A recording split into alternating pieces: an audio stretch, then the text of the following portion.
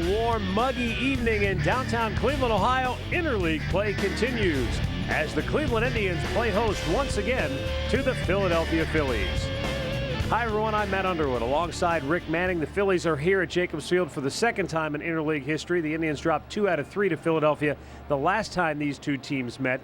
Philadelphia comes in playing some very good baseball, really closing in on the top spot in the NL East. Meanwhile, the Indians still hold the top spot in the American League Central Division. And Rick, the Indians, second in the American League to Texas in home runs. And the Indians' home run leader, not exactly a guy you consider a home run hitter. That's true, but he's had a solid season, has been their best hitter. If you were to pick one guy out of that offensive lineup that is going to be an MVP, it's going to be Victor Martinez.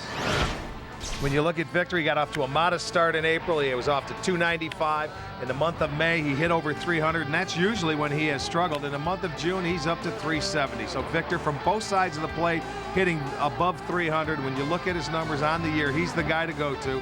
323 average. He's the only AL player to lead his team in all Triple Crown categories. That's very impressive.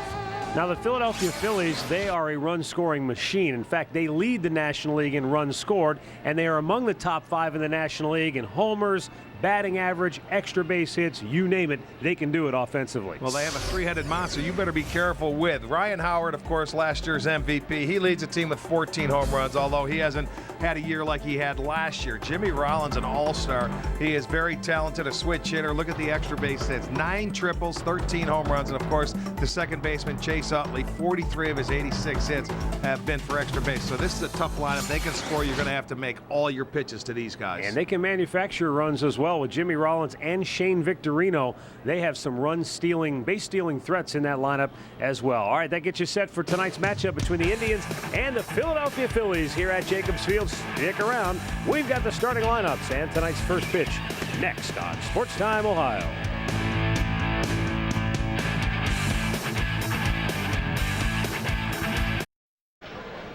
Jacobs Field, downtown Cleveland, Ohio. Indians and the Philadelphia Phillies renewing acquaintances. This is only their second meeting in interleague play. The Indians come in with a 1-game lead over the Detroit Tigers in the AL Central. Look at the updated standings. The Indians at 40-28. Detroit winning yesterday against these Philadelphia Phillies. Meanwhile, the Minnesota Twins check in at 34-33 on the year. Then Chicago, their ship apparently sinking in rapid fashion. There are rumors now picking up momentum. Yeah. Well, I mean, you're right. Offensively, they just haven't done anything, and it's not getting any better for them. They continue to lose. They're not scoring, so I wouldn't be surprised. And, Rick, the National League Eastern Division, you talk about a wide-open race. Even the Washington Nationals at 9 games under 500, not mathematically out of it by a long shot. Well, see, that's what's scary because the Mets got off to such a great start this year, and the Phillies were the exact opposite. They were 4-11. But since that first 15 games, the Phillies have the best record. So they have brought themselves back into play. Atlanta has been consistent. And Charlie Manuel, there he is. Spent a long time in the Indians organization, his 6th season as manager. That includes the Indians. And he has turned it around. He had a blowout with a reporter early in the year, and his team responded. Boy, they stuck by him, and they've played very solid baseball since that point. Well, this is his 3rd season at the helm in Philadelphia, back-to-back second-place finishes. But as we all know, Philly can be a tough town. Yeah. They expect the Phillies to win, and once again, he's got them poised to make a run at just 2 games in back of the Mets in that NL East. Meanwhile, the Indians just trying to get back to winning series. They've really stumbled here lately. More than anything, the offense just not producing like it was when they were able to jump out on teams and win early in the series. They were good in the first game of a series. They have been very bad in the first game of a series the last three times out, and they end up, you lose the series. So the key is that very first game, they got to come out and set the tempo, and then if you can split in the next 2, you end up winning the series. They have lost the first game of their last 3 series, and that is obviously the key. I think it's very difficult to come back and have to win 2 straight, the next 2 to win that series. But that's what the Indians have kind of put themselves in that position here of late, trying to jump out to a good start here tonight. The Philadelphia Phillies starting lineup is brought to you by Ganley BMW. Experience the ultimate driving machine at Ganley BMW in Middleburg Heights. For the Phillies, Jimmy Rollins, what a player he is. Leading it off, the switch-hitting shortstop has 9 triples already this year, leading the National League in that category. Shane Victorino, the right fielder, has 21 stolen bases. That's 3rd best in the NL. Chase Utley, a solid player. He hits 3rd. Ryan Howard, with 14 homers, is the Phillies' DH. Aaron Rowan in center field, the former Chicago White Sox outfielder. Jason Worth is in left. Wes Helms, who spent last year with the Marlins, is at first. Abraham Nunez, switch-hitting 3rd baseman, will hit 8th. And Carlos Ruiz is the catcher, batting 9th. Cliff Lee is on to make his 10th start of the season, a 3-4 record and an ERA of 6. In his last start, he did beat the Florida Marlins. He went 5 innings. They ended up lifting him for a pinch hitter, gave up 6 hits, 3 runs. That was the first time in his last 4 starts that he did not allow a home run. He has given up 10 on the season. But Cliff Lee, 9-1 in his career against the National League. That's the 2nd best ever winning percentage in interleague play. So Cliff Lee is coming on and going to try and roll through him. He has never faced the Philadelphia Phillies before, so this will be a first for Cliff. Let's set the defense behind Cliff. It looks like this. Michaels in left, Sizemore in center, Gutierrez in right. It'll be Blake at 3rd, Peralta at short, Barfield at 2nd, Martinez at 1st, and Shopik behind the plate. Tonight's umpiring crew, Ed Hickox will call the balls and strikes, a native of Florida. C.B. Buckner is at first base. The Cowboy, Joe West, is at 2nd, and Ed Rapuano is the 3rd base umpire this evening. Cliff Lee trying to get it turned around. Rick mentioned he got the win in his last start, but over his last 5 starts, just that 1 win, 4 losses, and an ERA of over 8. He has been very un-Cliff Lee-like this year and trying to get it turned around. The ERA for the season over 6. Game time temperature 89 degrees in downtown Cleveland. Now that start he had in Florida, he gave up 3 in the 1st inning, and it looked like he was going to continue. You give him credit because he settled down and held it there from that point on and allowed his offense to come back and take the lead. A strike call to Jimmy Rollins. He evens up the count at 1-1. This guy, switch hitter, pretty solid from both sides of the plate. Very consistent from the right side where he's hitting tonight, 275, from the left side, 280.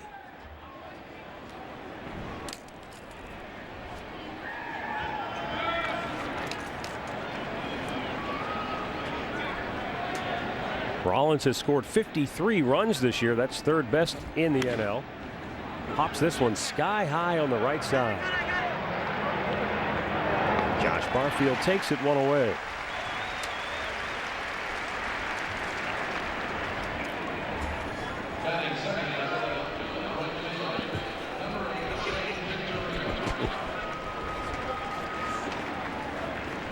Shane Victorino, one of the best names in baseball, I think, stepping in now. It's victories that matter in this game, and got a guy named Victorino. It can't hurt.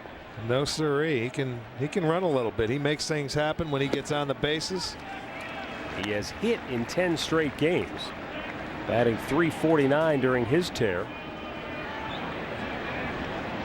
Another switch hitter. And a soft liner that's going to drop in left, extending that streak to 11 games. A 1-out base runner for Chase Utley, the Phillies' 2nd baseman. Left-handed hitter, batting .320 on the year with a dozen homers, 54 runs batted in.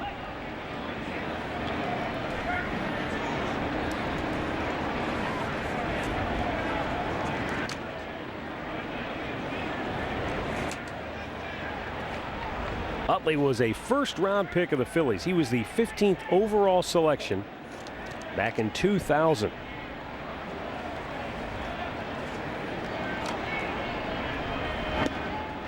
Lee gets ahead with the strike. Utley batted .291 in 05. Came back last year and hit .309. 28 homers in 05, 32 last year. And he is an extra base hitting machine. Yeah, not a really big guy, but he can generate some power. He spanks one into right. That will send Victorino to third. Phillies at the corners with one out in the first, and Ryan Howard to the plate. The bad news for Cliff Lee is you pretty much have to pitch to him. Yeah, you could load the bases by working around them, but then you're really asking for trouble. Well, he's going to have to really spot his fastball today with this offense. You mentioned they're first in the National League with runs scored, 352. They've got some hitters, boy. They can generate some offense. You have got to change speed. You cannot just come out and challenge these guys and throw your fastball. He's going to have to mix it up, throw every pitch. He's going to have to throw that curveball, the changeup, and locate. Howard shattered the bat, and it almost got Cliff Lee. I don't know how he got out of the way. The barrel of that bat right back at Lee. And the ball went over the Indians dugout about 4 rows deep. That's how inside he got on Ryan Howard. Good fastball, and look at the bat. He is lucky he did not get hit. You're right. I don't think he saw it. He didn't see it till the last possible moment. And very fortunate Cliff able to get out of the way as Ryan Howard had to get a new piece of lumber.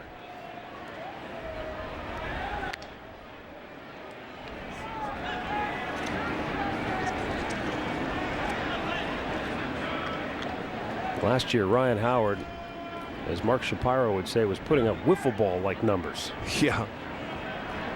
Well, he had that kind of year. 58 home runs and 149 runs batted in a year ago to win the MVP award. 1-1 the count. They thought he was going to get 60, but he slowed down the last month.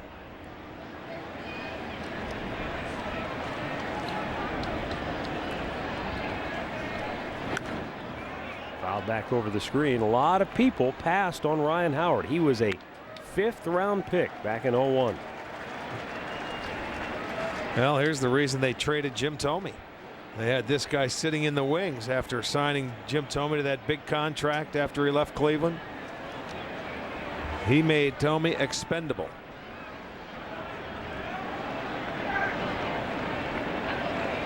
Shopik wanted that fastball up, and Cliff Lee says, I want the fastball away. 2-2 the count. I remember a couple of years ago we were playing the Phillies in spring training, and Howard had sort of publicly voiced his displeasure with the fact that he wasn't going to have a spot on the big league team. He felt like he had played well enough and done everything he could at the minor leagues and wanted that shot, but they had Jim Thome blocking his path. Struck him out. Cliff pulls the string and a big strikeout. 2 down here in the first. Well, backed off on the breaking ball, made a good pitch to Howard. He was sitting dead red, gets the curveball and has him way out front. Excellent location just off the plate. Good pitch by Cliff Lee. Now Aaron Rowan. No stranger to the Indians. He's really having a solid season. Rowan hitting .325. That's in the top 10. 38 ribbies, 10 home runs, and he's a solid defender in center field. When you think about Ryan Howard getting to the big leagues, it was precipitated by the Phillies trading Jim Thome to the White Sox, and that's how they received Aaron Rowan. And when you think about it, Rick, the White Sox have been looking for a center fielder ever since. Yes, they have. You're right. And I mean, when this guy was traded, I think he was a little hurt that he left Chicago, because he came up and he was part of that team that won and came back.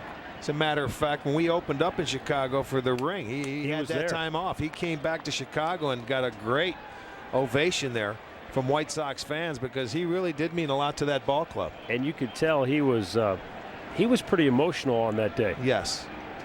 Yeah, he was upset, but he's made a home in Philly. Philly fans loved him. He ran into the center field wall and broke his nose last year. Yeah, that was against the Mets on May the 11th. Fractured his nose and some bones around his left eye. And made the catch. Made a great catch. Had to go on the DL, and he had surgery to repair his face, essentially. Had a lot of broken bones in that collision. He also collided with Chase Utley in Wrigley Field last year and broke his left ankle. But that's the way he plays, all out. Yes, he does. He plays hard. Sure does. 2 on, 2 out. Fouled back over the screen.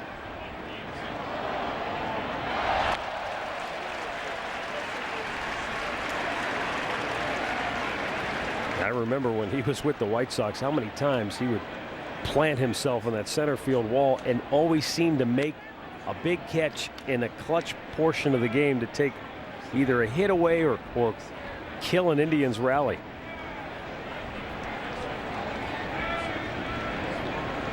He's been very consistent this year. Has gone hitless in back-to-back games only twice this year. That's pretty solid. That's like what Victor Martinez has done this year. That's how consistent he has been. Phillies at first and third with 2 down. The 1-2 is swung on and missed. Rowan strikes out. Lee fans the final 2 here in the first, killing a Philly rally. They do not score. The Indians are coming to bat.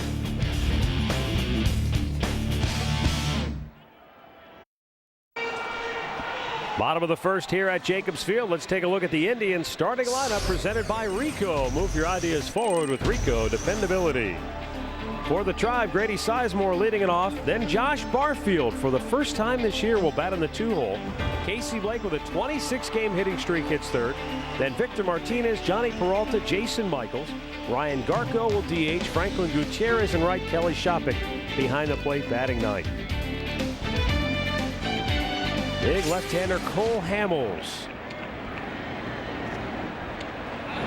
Sizemore with the push or the drag bunt by the mound. How about that?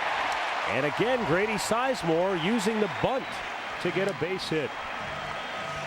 That's his 19th hit in the first inning of a game this year, Rick. Batting over 300 for the year in the first inning. Takes it with him. And that's something we saw. I think that's his 4th bunt base hit.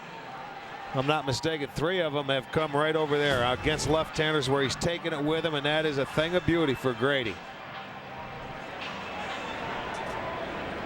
Hamels trying to win his 10th. He leads the National League in wins and strikeouts with 104. Hamels is also 3rd with 2 complete games and 6th in innings worked. Over 98 innings on the year. 3-pitch mix, a fastball 90 to 92. He's got a great changeup he will throw at any time, and he also has a curveball that he probably doesn't throw as much. He had a 15 strikeout game earlier this year against the Cincinnati Reds in one of his complete games. He is listed the exact same height and weight as Cliff Lee, but for some reason he looks taller. Outside with that pitch, 1-0. Josh Barfield batting in the number 2 position tonight in the batting order. It's the first time this year he's batted above the 7th spot in the order, but no stranger. Last year he batted in the 2nd hole 14 times for the Padres. Well, this is the only guy that has faced Cole Hamels, and he is 2 for 3 in his career is Josh Barfield. Hamels really paying a lot of attention. He's not afraid to go throw over to first base, is he?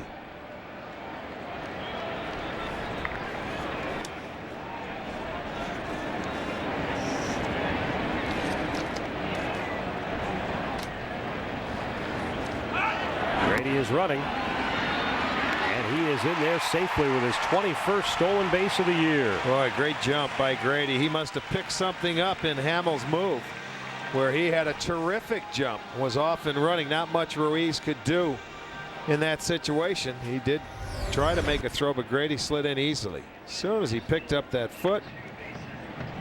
He's got a pretty high leg kick. Number 21, that's a great jump off a left-hander, so he must see something that they can pick up over there. Luis Rivera. Barfield goes the other way. Sizemore around third is going to be held. Yeah, you better hold up there. Victorino with a terrific throwing arm in right field. And the ball was hit through the infield so quickly that it didn't take long for Victorino to get to it. Good job by Barfield. He at least went the other way, and he had an opportunity to get the bonus and score the run. But Victorino leads the National League. He has 9 assists out there a terrific arm. So you can't take your chance. There's nobody out.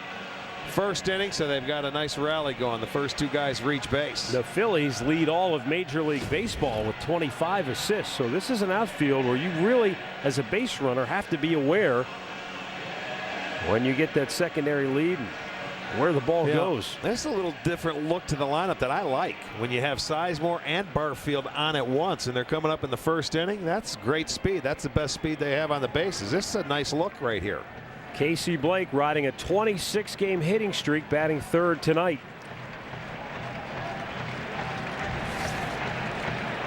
Picked up a hit in the first inning on Sunday against the Braves to extend that streak to 26. He's done that 11 times in the first. And usually when you get runners in scoring position, scouting report, Hamels will go to that changeup. That's his bread and butter pitch with guys on base. There it is right there. 77 miles per hour.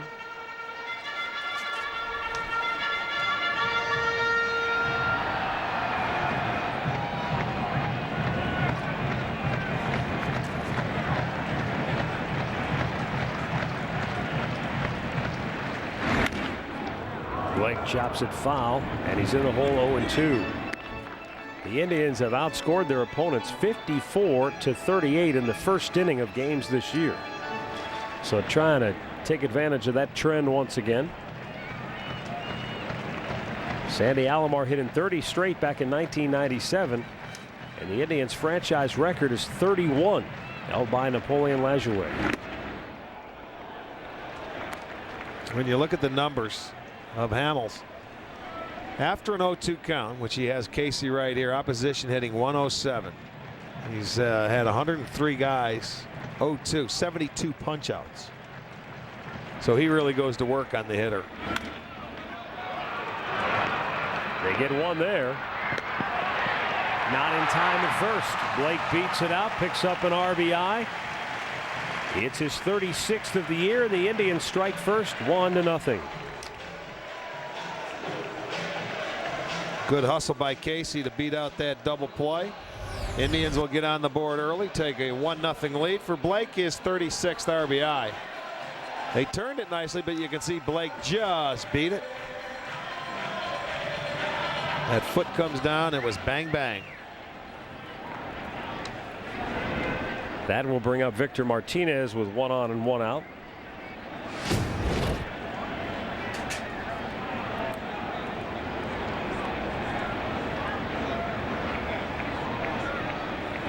Big curveball in there for strike one. Martinez 11th in the American League with that .323 average. 7th in homers with 13. The 57 ribbies, 4th best in the American League. And as we pointed out at the outset of our telecast tonight, he leads the Indians in all 3 categories: average, homers, and runs batted in. The only American League player to do that. Yeah, there's this a year. couple National Leaguers that have done that lead their team in those 3 categories. The 1-1 to Victor is in there for a strike. You got Adrian Gonzalez in San Diego, Miguel Cabrera in Florida, and Matt Holliday in Colorado for the National Leaguers that are leading their teams in the 3 categories. Martinez out looking. He's not happy with home plate umpire Ed Hickox. 2 down here in the first inning. Today's injury report brought to you by the law firm of Nuremberg, Paris. Justice for the injured since 1928. Call 1-888-JUSTICE. Jake Westbrook making a rehab start tonight in Buffalo. Yes, he is. And he should be ready to go. If all things are good for Jake, and you see some pitchers that have had some problems, especially Garcia, Gordon, and Brett Myers. They could use those 3 pitchers. But yeah, Jake's down in Buffalo to throw right around the 90 pitch mark. If all things go well, Matt, possibility of him to start on Sunday in Washington. So we'll have results, I'm sure, on Jake's outing later tonight. We'll pass those along to you when we get them. Rick, I remember a conversation with Charlie Manuel in spring training asking him about his ball club, and he said the one thing that concerned him was bullpen depth. He said he thought they needed at least another arm, maybe a couple arms in that bullpen, and you lose Tom Gordon and Brett Myers. Those are two guys they really can't afford to lose. Well, this is a team, too, that went after Joe Borowski and offered him a 2-year deal. And Joe failed the physical for Philadelphia. And that's when the Indians ended up signing to a 1-year deal. They wanted to get Borowski to help out Gordon. And that bullpen didn't pan out. Peralta now quickly in an 0-2 hole. Indians had back-to-back hits to open the first against Cole Hamels. But since then, he has settled in. They did pick up a run. But now a runner at first with 2 down. Peralta, 9th in the American League with 12 homers. But Johnny just 2 hits in his last 11 at-bats. Fouled off to the right by Peralta.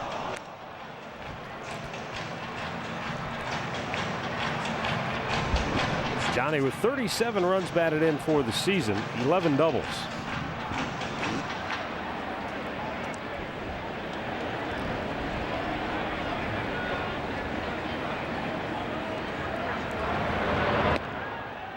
Hamels doesn't appear to have much of a move to first, but he's made a number of throws over there just to at least pretend like he's paying attention. Well, you've got to keep him honest, and sometimes when you're a left-hander. Peralta smacks one in the alley. Diving attempt by Victorino. It will go to the wall. Blake will score easily. On his way to third is Peralta, and he is out at third. But a 2-out RBI double for Johnny Peralta, and the Indians lead it 2-0 after 1 here at Jacobs Field.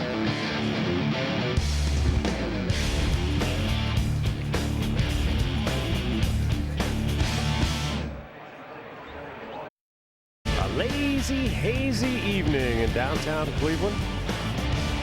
Well, when I was driving to the ballpark today, I looked at the thermometer reading in my car and it said 97 degrees. Well, it was a hot one. Jason Worth, Wes Helms, Abraham Nunez will bat for the Phillies. A key inning for Cliff Lee. As Worth takes a strike, because so many times this year, Rick, when the Indians have scored, Lee has been unable to hold that lead for even a half inning. And Cliff realizes this is something that he has to do. He knows he's been through it before. That first out is always big for you. Peralta retires Jason Worth 1 away. Let's get a quick Central update courtesy of Central Cadillac Hummer. We talked about it in the open, but the Chicago White Sox sinking in a hurry. They've lost 17 of 21, and they've lost 7 straight series. Well, that's it's hard to believe. Suddenly, Ozzie Guillen's not quite so glib in Chicago anymore. Well, not so smart either. You lose ball games, and it's like just like you win, it's contagious. Losing, you can get into a rut as well. Here is Wes Helms, who played for the Marlins last year. In the second half of the season, after the All-Star break, Wes Helms batted .385. That was the best in all of Major League Baseball, and a Marlins franchise record. This is hit well to left, but back goes Jay Mike. 2 down.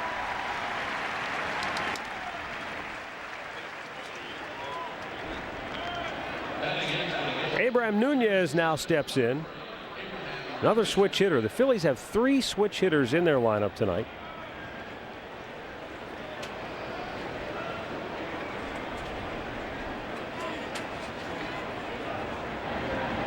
Nunez, for a corner infielder, doesn't provide much pop. But he does have 5 hits in his last 10 at-bats. And since getting off to a very slow start, he's hit .298 in his last 38 games.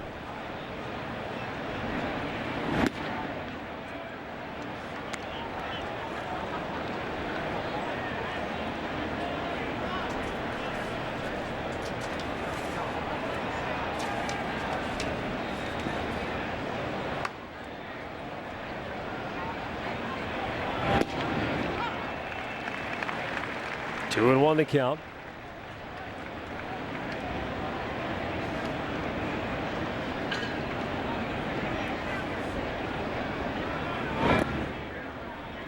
Nunez is a guy who can move around too.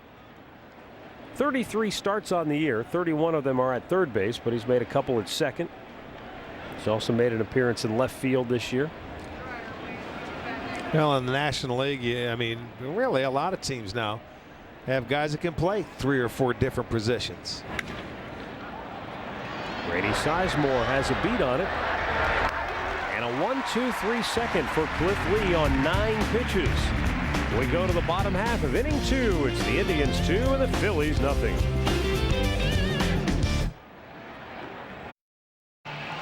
Take a look at Jacobs Field from the Panini cam. Tribe on top 2-0. Middle of the second inning. A warm, muggy afternoon and a little on the sticky side. Jason Michaels, Ryan Garko, Franklin Gutierrez will bat for the Tribe here in inning 2.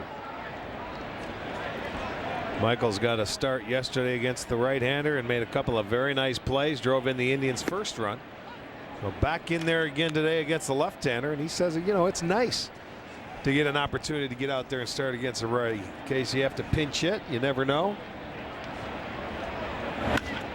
There you go. A ground ball up the middle into center field. Indians already with 4 hits.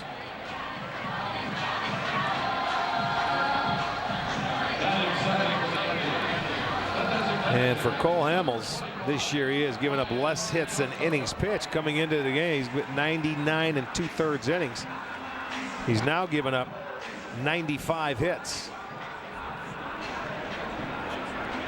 Ryan Garko, the Indians DH tonight. Hitless in his last 6 tries.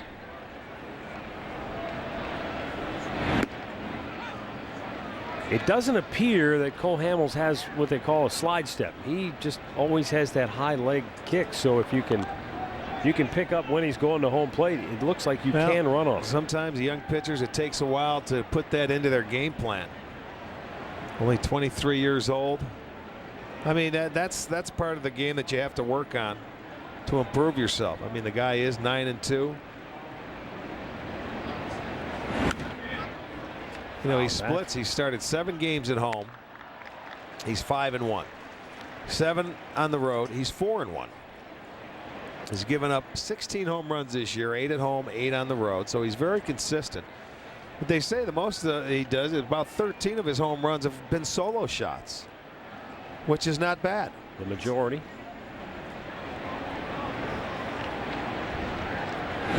The Indians lead the American League with 82 home runs.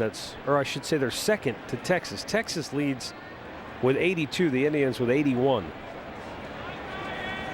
But there are a number of teams that are bunched close together near the top of the home run standings. But as I pointed out earlier, the Indians don't have one major masher. They've just got a bunch of guys who are in double figures. Yeah, they got 4 guys in double figures, and this guy's sitting on the doorstep. Garko has 8. Of course, the guy that the big home run threat, Travis Hafner, getting another night off, and he's just not having the power year that he had last year. He led this ball club. This is the second straight day that he's had day off, and probably Eric was just giving him time to rest his head, his brain. You just need a mental break. You know, it's not a physical thing just because you're DH and you got to rest your brain. Garko strikes out on that changeup. 2 down. Al Pulaski's in the STO studios with the Tigers Nationals update. At Rick, tonight at RFK Stadium, Detroit was up 1-0, and then here a sacrifice fly attempt. Inge to Church to home. Guillen slides. He's called safe. Washington didn't think so. They go up 2-0. It's now 2-1. Tigers top of the 3rd. All right, thanks, Al. Here there is 1 out, 2 strikeouts for Cole Hamels. Franklin Gutierrez now steps in. Big curveball missed up high. Gutierrez 4 hits in his last 8 at bats.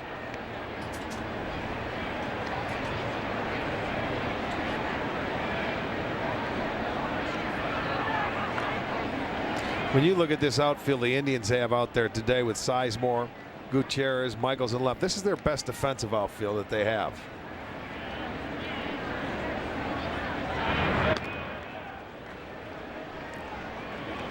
See, it's almost like, Matt, when he goes to first, I just look at that leg kick. He doesn't lift it as high to go to first base. It's almost like he turns and he throws it over there. When he lifts it high, he goes to home plate.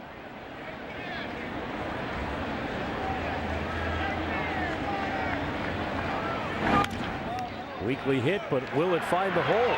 It does. Michaels is going to go to third.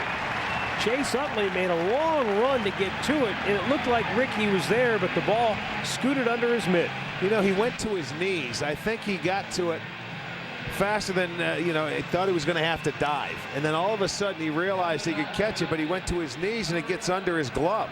Instead of diving for it and knocking it down because it wasn't hit hard, look, he gets there and then he goes to his knees, but it gets by him instead of diving for it. It's almost he thought he had a chance at it. It's almost like he was trying to go into that turn and spin move. And I'll tell you what, he probably hurt his knee right there. That did not feel good, but it got by him into right field. Michaels goes to third. The Indians with an opportunity to score again. One of their hottest hitters stepping in right now. Not an everyday player, but Kelly Shoppach, 14 for his last 25. There you see, first pitch changeup. It's nice to see Kelly getting some more time, chance the way he's swinging the bat. You know, he's been catching Paul Bird every time Bird starts, but he's done a terrific job offensively. Missed outside to even the count. Normally, this is when Cole Hamels is at his best. With runners on base during the season, he's held the opposition to a .206 average. But the Indians already 3 for 6 tonight against him. Well, you know what? They may be sitting on that changeup. He's just spotting his fastball. He hasn't really shown it for strikes. There's the changeup. And there's a bat in the diamond suite. Yeah, went right over Grady's head.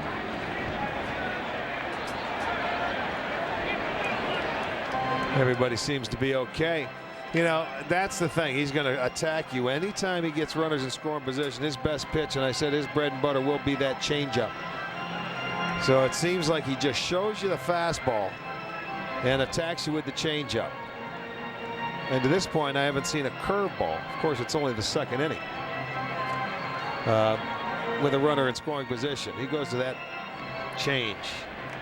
Now they're going to pass that batter and say, yeah, that's pretty nice.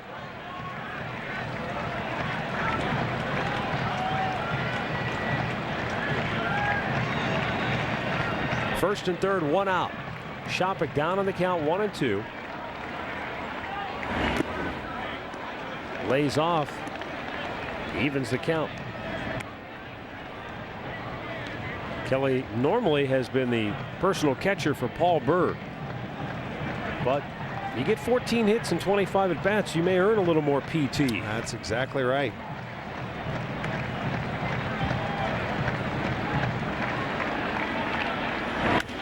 There's a long fly ball. Deep center field. Rowan on the run. Won't get it. And it is off the top of the wall. Gone. It's gone. A home run. It is gone. No doubt about it. Ed Rapuano took him a little time to make the call, the third base umpire. Phillies outfielders are protesting, and we may get Charlie Manuel out here. Aaron Rowan, the center fielder, jogging in, yelling at Rapuano, but Rapuano clearly saying, I saw it go over the yellow line, and now here comes Charlie Manuel. He's going straight to Cowboy Joe West. Another look. They're going to come in to plead their case. I thought it got over, Matt. There's a pitch that Shoppach really stayed back nicely on. Let's look at this ball. Where is it at? I lost it. Where'd it go? There it is. Gone. That's over the yellow line. It hits the railing and comes back. You can see the ricochet. Yes, you can. It comes straight down and goes right back out. So that is a home run over the yellow line. And he's explaining it to him. It went over. And it bounced. And Charlie knows the ground rules. He's been here long enough. As a coach, he's seen a lot of his hitters hit him over that line and come back. There's not much he can say. I give Rapuano credit. because that can't be an easy thing to see with the naked eye. No, you're right. We had it slowed down frame by frame. And it was still tough for us. But that goes as a 3-run homer. Shopik, his third. Step behind the line and launch it. He did. 17th home run given up by Cole Hamels. And now they're still pleading their case. It's now, he said it went over.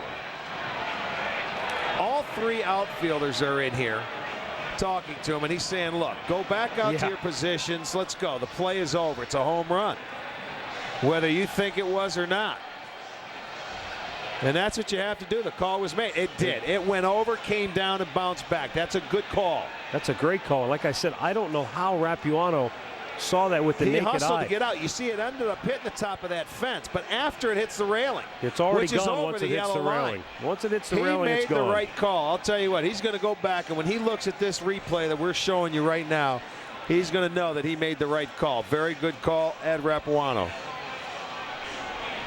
And and I'm sticking to it. That's my story, and I'm sticking to it. Indians with a 5-0 lead.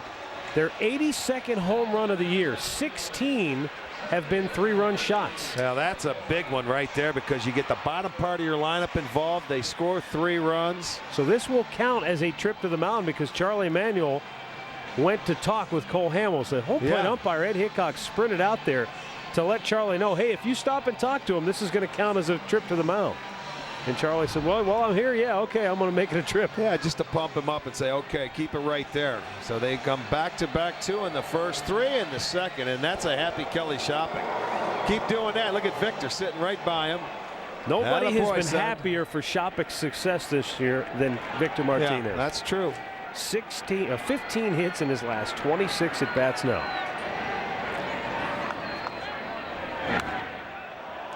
For Cole Hamels, this is already a season high in runs. He ties a season high, I should say, with 5 runs allowed. 3 times it's happened. This is the 3rd time he has done it. No, 4th now. This is 3 times before this. The Florida Marlins got 5 in 6 innings.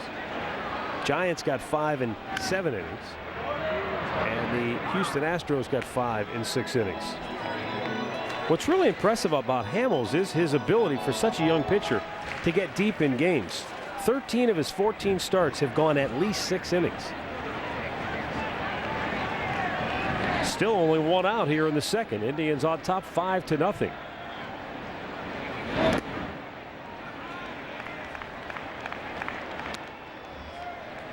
Sizemore started the game with a drag bunt single, stole a base and came around to score.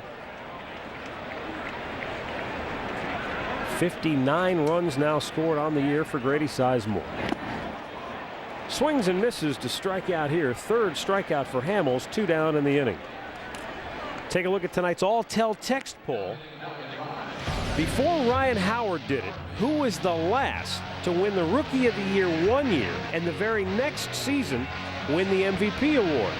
Was it Fred Lynn, Eddie Murray, Cal Ripken Jr., or Mark McGwire?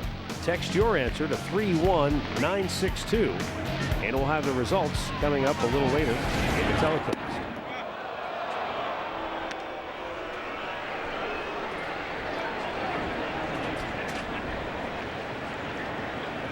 Josh Barfield, a base hit his first time up. Batting in the 2-hole tonight.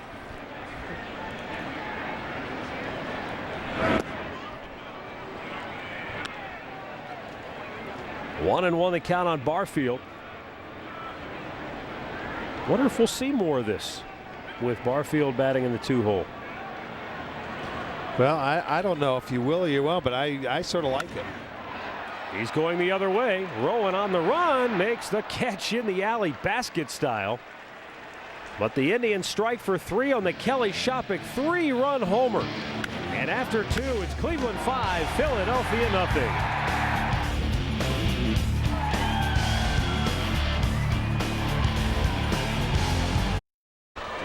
Back here at Jacobs Field, the Indians out to the early 5-0 lead on Philadelphia. It'll be Carlos Ruiz, then Jimmy Rollins and Shane Victorino here in the 3rd against Cliff Lee. Lee's ahead, strike 1. Matt Underwood, Rick Manning with you, and we're happy to be joined now by Joe Thomas, the Cleveland Browns' first-round pick in this year's draft out of Wisconsin.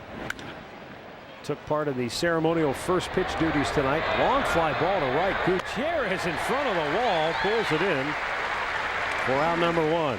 Well, how was that experience for you? A little bit different than lining up against a defensive lineman, huh? Yeah, it doesn't exactly play to my strengths throwing a baseball around, but I gave it my best try. You look like you ramped up. I mean, you fired it in there. Everyone kept telling me, throw it high, throw it high, throw it high, so I threw it high and wide. All the way to the backstop, but hey. Are you excited to get ready to get things going with the Browns? Yeah, definitely. We just finished our veteran mini camp last Thursday, and now we get a couple weeks of training, and then we get a couple weeks off before we're back at it in training camp. Any idea where you're going to live in the Cleveland area? Have you? Yeah, we found a house over on the west side that we're really happy with, and we're going to move in right before training camp. Okay, good. Good west man. side, good for you. I'm an Stay east away sider. from him. Keep him over there. You come over on the good side of town. Keep your eye open for these guys. They'll get you in trouble. Stay away from them. Jimmy Rollins popped up to second his first time up. Takes a strike, 2-1 to count. Joe, coming from Wisconsin, Cleveland has to feel like a pretty good fit, I would imagine. We were up in Milwaukee for a 3-game home series that was shifted to Miller Park because of the weather, and it almost felt like being at home. It really is. It's a great fit, and I was so excited when I heard that the Browns drafted me. The more I'm here, the more I find out how similar Ohio and Wisconsin are, and especially Cleveland and Milwaukee, where I grew up. Yeah, well, I played for the Indians here in Cleveland, and when I was traded, I went to Milwaukee, and they are very similar. Milwaukee a little bit smaller, but family-oriented. Similar towns. I think you'll have a good time. Enjoyable. You like to fish, I see that. I saw a picture on the sports page one day with a big old fish there. Yeah, I love to fish. That was on draft day, right? That was draft day, yeah. Yes, it was. I mean, everybody. You were with your dad, weren't you? Yep, me and my dad. Good for you. Your new buddy Brady Quinn sitting there under the white-hot lights in New York, sweating it out. You're out having a good time on the boat. That's the way to do it. I felt bad for the poor kid. And now you've got his backside, huh? Yeah, it's great. We've formed a really good friendship just right off the bat. We're real similar people, and he's a really good guy and loves playing football. And we've got along, and I can't wait to start playing games with him. Well, that's going to be here before you know it. And I know Sports Time Ohio is very excited because we've got a whole lineup of Cleveland Browns programming. Grady Sizemore makes the head-high catch. Another 1-2-3 inning for Cliff Lee and the Indians. Well, Joe, welcome to Cleveland. Good luck with the Browns. Look forward to watching you this fall. Thanks for having me in. All right, Joe.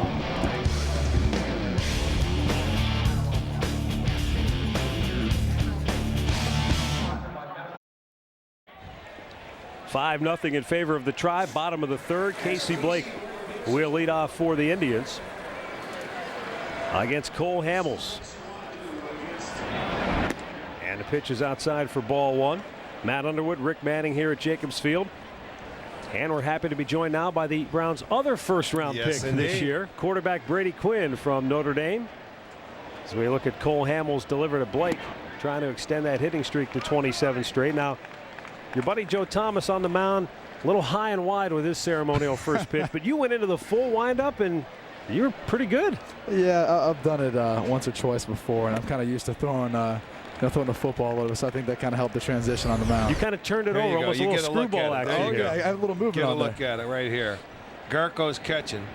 Now, he's a big Notre Dame fan. He told you all about that. Oh, yeah. Oh, yeah. He mentioned that his sister went there, and he's always been a big fan. So I was just, really happy to have the opportunity to, throw out a pitch to him. Yeah.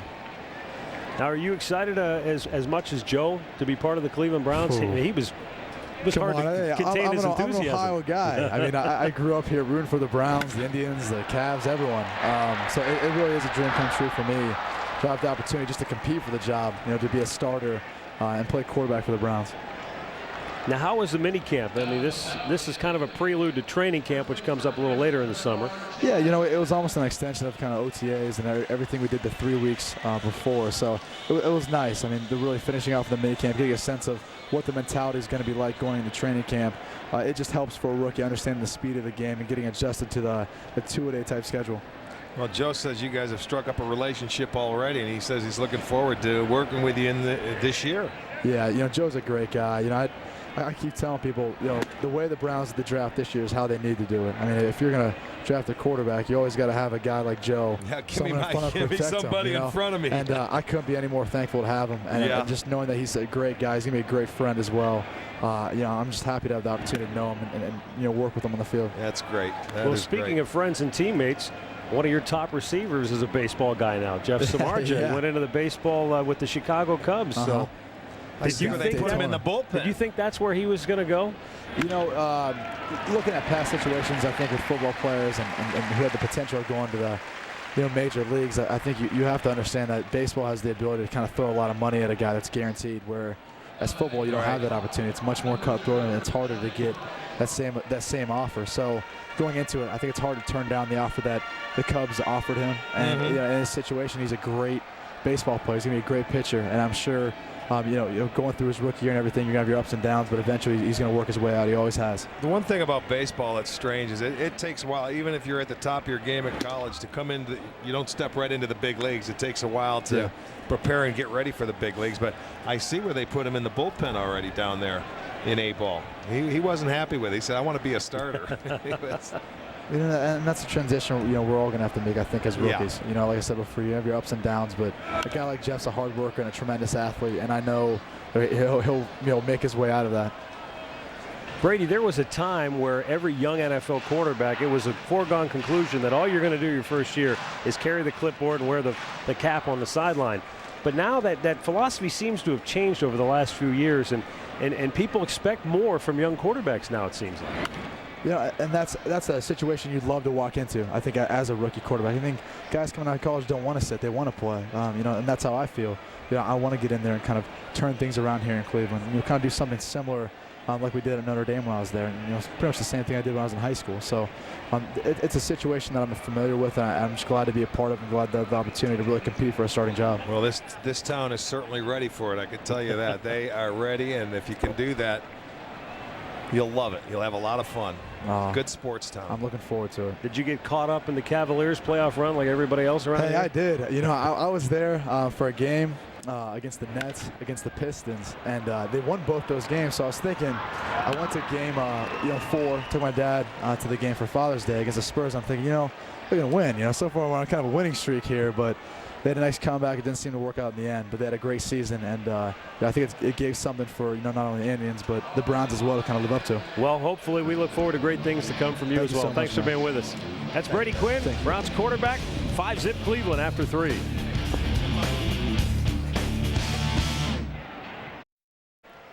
Top of the 4th here at Jacobs Field. Indians with a 5-0 lead over the Philadelphia Phillies, and Cliff Lee really taking advantage of the offensive support tonight. Rick, they score him the runs, and he's gone out there and thrown up zeros now in back-to-back innings. You know what? It's really nice to see. And, you have to continue to do that because this is a Philadelphia club that does not quit. They continue to pound away. They have 20 come from behind wins. I mean, they can score in a hurry. Chase Utley leads off the 4th and looks at ball 1. A base hit his first time up.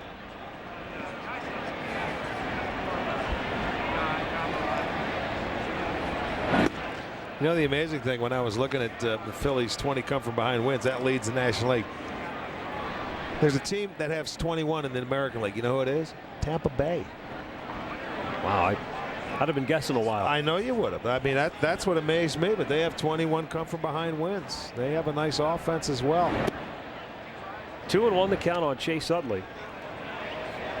Thanks to Kenny Mather, does a great job with the Cleveland Browns, bringing Joe Thomas and Brady Quinn by, and not only are they good players, but just meeting them for 5 minutes, you can see they're pretty good people too. Well, yeah, they're nice guys, and hopefully they can turn it around as they want to do. Oh, what a stop by Barfield, and he throws him out. How about that? Look at Josh do it, boy.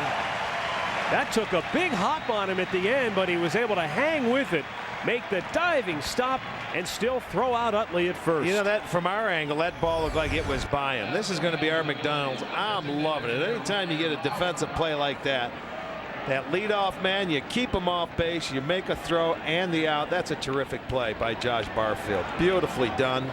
Gets to his knees. He knows Utley can run, and he just does get him at first base. Great play. Now Ryan Howard struck out his first time up, and that was a key first inning for Cliff Lee, because the Phillies had runners at first and third and only one out with Ryan Howard at the plate, and Lee struck him out with a pretty good curveball. Well, Cliff Lee has thrown a few curveballs tonight and mixed it up nicely. That's in the dirt. By the way, speaking of the Cleveland Browns, we had Brady Quinn, Joe Thomas on earlier. This year, the Browns and STO have a great partnership. We'll have Browns training camp daily. Going to start on July 27th, run throughout the entire camp. It'll be a half-hour show every day. Browns Family Fun Night. Come your way live from Cleveland Browns Stadium on August 3rd. Swing and a miss by Howard. Sunday Strategy, a half-hour show, debuts on September 6th. The Berea Report will be a daily 30-minute show during the regular season. 2 weekly call-in shows, and STO will replay all 4 of the preseason games this year. So look forward to that coming up later this summer. Michaels drifting back. Big out for Cliff Lee. He's got Howard twice tonight. Let's go to Al Pawlowski in the STO studio with an update on the Twins and the Mets. Ben Rick out of Chase Stadium. The Mets get on the board first. Bottom of the second here. Carlos Delgado found a pitch he liked. Drives it out to the bullpen in right center field. 1-0. Mets take the lead. It's still 1-0. Mets with a couple of runners aboard now. Bottom of the 4th inning at Shea. Thanks, Al. Aaron Rowan struck out his first time up tonight. Big curveball missed down low.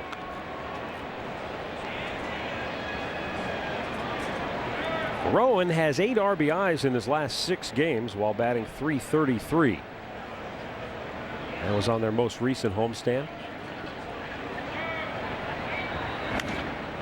Popped up foul. Martinez. If he's about 15 feet tall, he might have been able to lean in and make that catch. We've been talking a lot about Citizens Bank Park in Philadelphia and how many home runs it yields. Right. But Cincinnati's ballpark has given up even more, 111 home runs. Andy Van Slyke, the always quotable first base coach of the Tigers, called Great American Ballpark a phone booth. Well, it really is. You know, and in Philadelphia, their ballpark has yielded 103 home runs. You can see that. You know, you look at the Jake, 64, including Shoppix tonight. I'm surprised that the Rogers Center is that high up the rankings. Well, it depends if it's been closed or open. Sometimes that makes a difference. But they have some pretty good power hitters. Hard shot hit to third. Blake stays with it. Throws him out. Another 1-2-3 inning for Cliff Lee. He has set down 11 in a row. 5-0 Cleveland, middle of the 4th.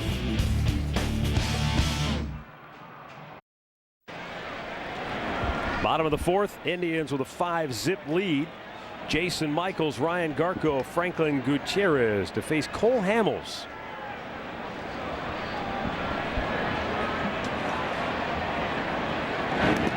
Bounced it in there for ball 1. Michaels singled in the second. Came around to score on Kelly Shoppix's 3-run homer.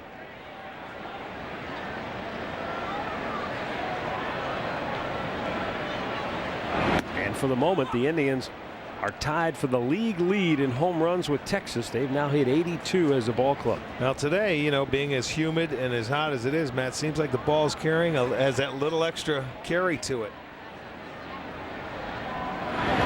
Not really aided at all by the breeze, although the breeze, if anything, is blowing out today. And that's one of the rare days. Most of the time, even yesterday, was turned around blowing in. Which I think is why, as you pointed out with the home run statistics, Jacobs Field, more of a pitcher's park this year. It's a legitimate park to pitch in. It was last year. 3-1 to count on Michaels.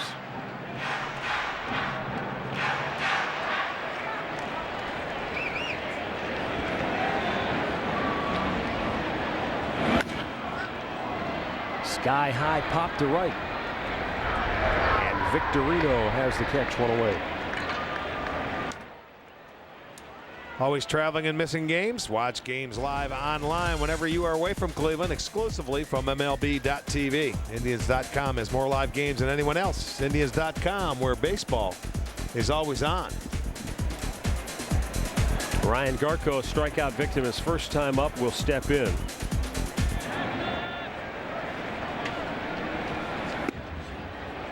A bit too low for ball one. Garko just 2 hits in his last 39 tries.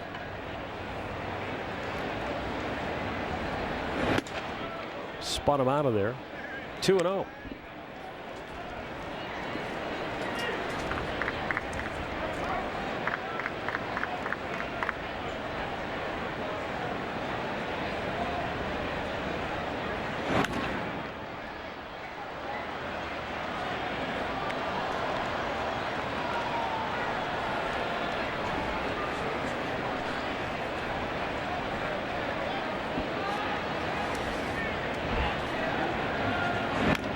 The end of the bat. Nice play by the first baseman Helms to retire Garko. 2 down. Down on the farm. It's brought to you by your good neighbor State Farm agents of Northeast Ohio. Debbie George from Mentor, Bob Canda of Seven Hills. No surprise here, the Kinston Indians won the first half in the Carolina League. 4 players and their manager Mike Sarbaugh go to the All-Star game. Max Ramirez, you may remember, he's the young catcher the Indians got from the Braves in the Bob Wickman trade a year ago.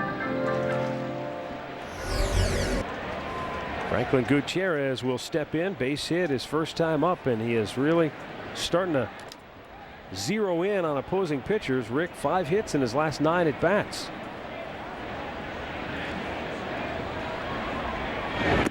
I mentioned it earlier. I thought this time around for Gutierrez, more confidence, more, hey, I think I belong here, as opposed to, boy, when you're a young player, you're never sure. Well, and he was never sure because he wasn't going to play every day. You know, and that creates uncertainty in itself. But now the Indians have some decisions they have to make on guys like Gutierrez next year, because they'll be out of options.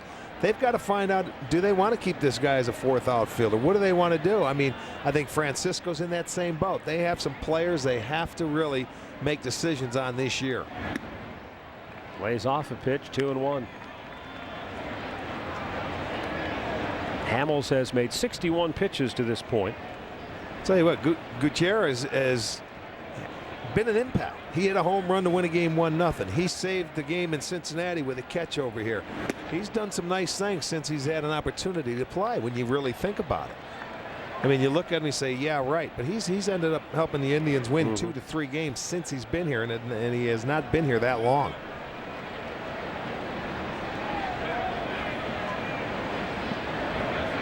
Two down, bases empty, and a 2-2 count.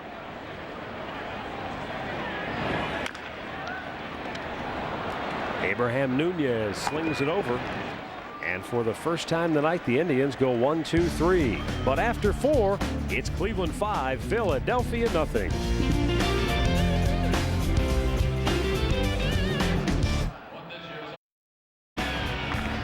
There's some Philly fans not happy with what they've seen so far. Indians up 5-0. A 2-hit shutout for Cliff Lee through 4, and both of those hits came back-to-back in the first inning with 1 out. Since then, he has retired 11 in a row.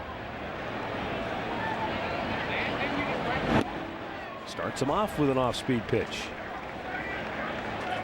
Maybe it's a feel thing, maybe it's confidence, but the off-speed stuff has been much better tonight for Cliff Lee, and more consistent with it.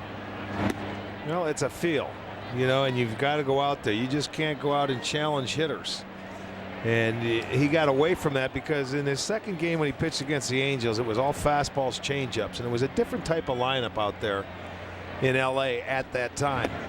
But he had a complete game, yeah, and he pitched great. He had a 2-hitter. So he says, why not stay with it? Well, you couldn't do that to the rest of the other lineups. Now he's getting back into using all his pitches and being the pitcher he's capable of being. In there for a strike. 2-2 the count.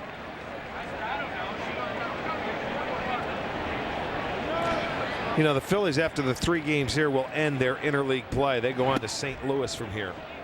They're off Thursday, and they're done with interleague play, where the Indians will continue on, go play Washington. The Indians have 18 games. Oh, he just reached out and poked that one into center field, snapping a string of 11 straight set down by Lee. And the Phillies get the leadoff man aboard here in the 5th.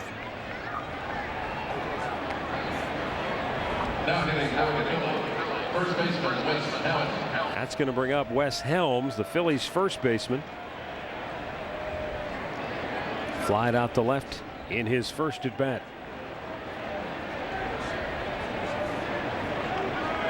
Boy, I had a great time earlier today, Rick. I had a chance to take part in the Charlie Fry Celebrity Golf Tournament at the Ashland Country Club to benefit Team Focus, which is a charity that does great work for younger kids and students. How'd you do? Well, let me put it this way. I played golf today with a guy who fell out of his own cart while driving it. Oh, no. May I ask a first name? It was me. No way. I can't lie.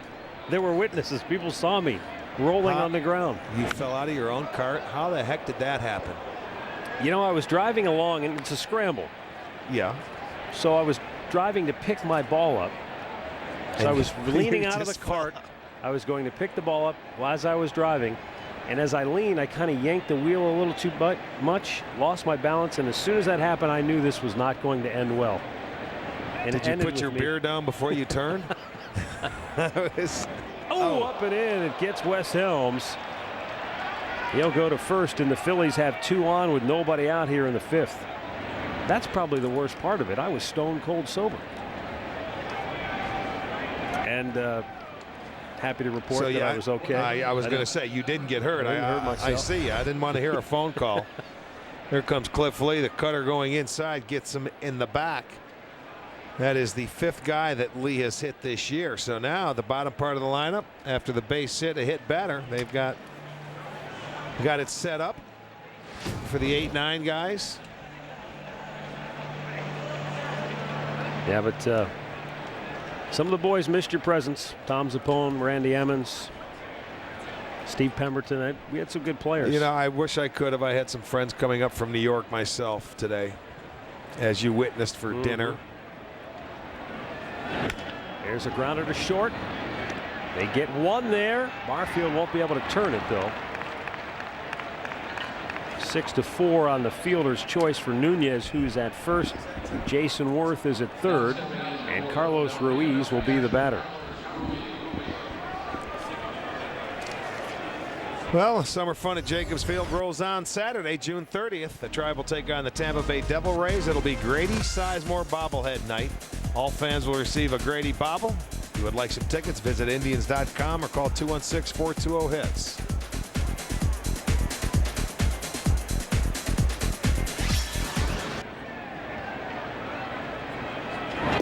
He's in there for strike one.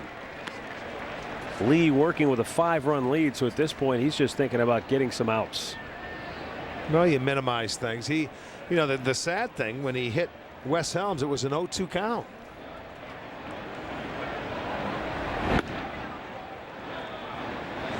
One and one to count.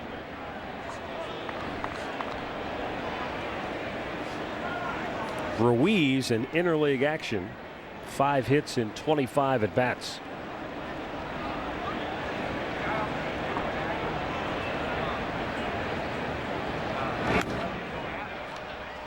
And now he's down on the count of ball with 2 strikes. Send up some birthday wishes. Happy birthday to Bev Edel.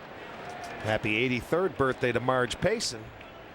Happy 84th to Kay Mishner of Kent.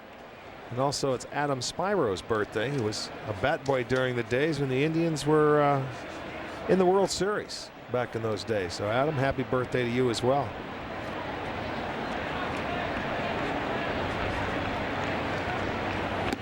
Check swing, but he went around. Home plate umpire Ed Hickox rings him up. He didn't even need an appeal. 2 down in the inning. You know, speaking of the Indians in the World Series, it's been 10 years since the Indians were in the World Series. That was also the last time the Baltimore Orioles had a winning record. And today, they fired their manager, Sam Perlazzo, because the Orioles, just recently, they were in second place, but they've now lost 8 in a row. They are in last place in the East, 15.5 games out. Perlazzo's been fired. Now, there are reports that Andy McPhail will take over as the COO and that they want to interview Joe Girardi or at least talk to him on Tuesday. Well, they went out and spent all that money on their bullpen, and their bullpen has been terrible. Fouled off. Boy, that's been a tough team to manage over the last 10 years. But it's hard to believe that's 10 straight losing seasons for the Orioles. At one time, one of the most respected and proudest franchises in the American League. But they've really fallen on hard times. 83, they played against these Phillies in the World Series, and they won it that year. 0-2 the count on Jimmy Rollins, with Phillies at the corners and 2 down here in the 5th. Rollins 0 for 2 tonight.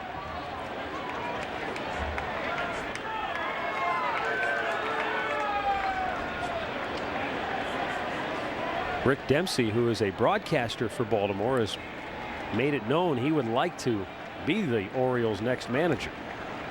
He might be the perfect candidate. He was a coach there for a while. And he played in the Orioles system. Yeah, for a long time. He's managed in the minor leagues. Up and in, he got Rollins. Second 0-2 guy he has hit. 0-2, he's going inside, and that's the second guy he has hit. And unfortunately, both pitches have been up, and that always draws the ire of hitters. It's one thing to get hit, but when the ball gets up around the shoulder blade areas, guys get a little testy. Well, Cliff likes to throw that cutter into right-handers. He does do that. But there's another one. You know, these guys haven't really faced Lee before, and he can't believe it. That one on the forearm of Jimmy Rollins. So he has made a little mess here in this inning. On the ricochet, knocked his helmet off. Well, you're not looking for an 0-2 pitch there, I can tell you that. So Cliff Lee struggling a bit here in the 5th, but as you pointed out, both times he's hit batters on 2-strike pitches. Yeah, 0-2 pitches. But now he's got the bases loaded with 2 outs. Shane Victorino, 1 for 2, is the batter. And the Phillies could get themselves right back into the game here. You know, when you look at the Indians pitchers, they've hit 20 guys on the year, which is not many. When you figure you're in game, what, number 69? Grady's been hit by 10 himself. Yes. Well, Cliff Lee has hit 6 guys. So he has about a third of them.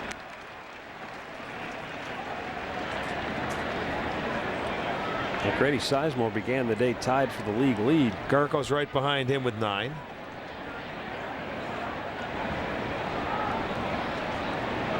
Again, Cliff Lee able to get ahead. That's going to go out of play, so it's 0-2 again. Don't hit him now. There's nowhere to put him. He's not going to want to hit you with the bases loaded, so look for low and away. That's probably where you're going to go here. After but be ready for in your ear. If you saw the movie Field of Dreams, but be ready for in your ear.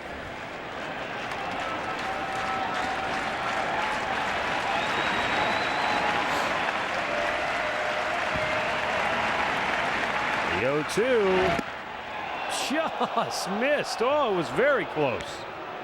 Well, there's a little different. Backdoor breaking ball. Trying to wrap it around the plate. Just missed. You know, how do you not swing at that pitch? You see it out there. It's coming in, a real slow curveball. He just held his breath and hoped.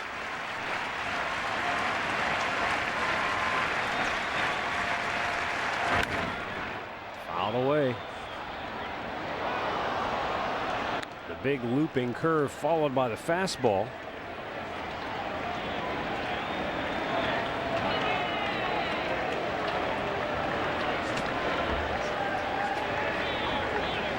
Come back again with that backdoor breaking ball. He may come back again with it, but Cliff likes, he may go inside with him here, seeing what he did. Fouled off that fastball to the right side. He doesn't like to throw a whole lot of curveballs, so I don't know. It's tough to tell. Shopping normally Victor catches him. He did come back with it. Maybe Shopik making him use it a little bit more.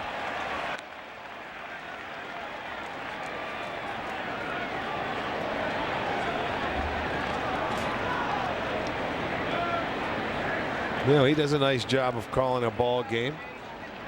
And I'm guessing that this is the first game he has caught Cliff Lee.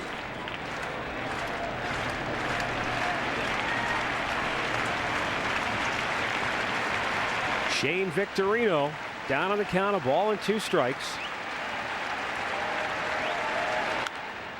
Fouling it away. Cliff got that up there 93 miles an hour.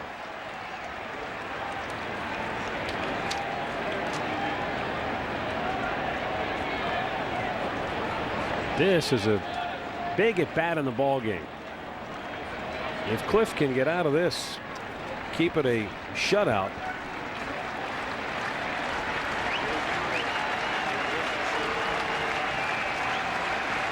They really deflate the Phillies' hopes.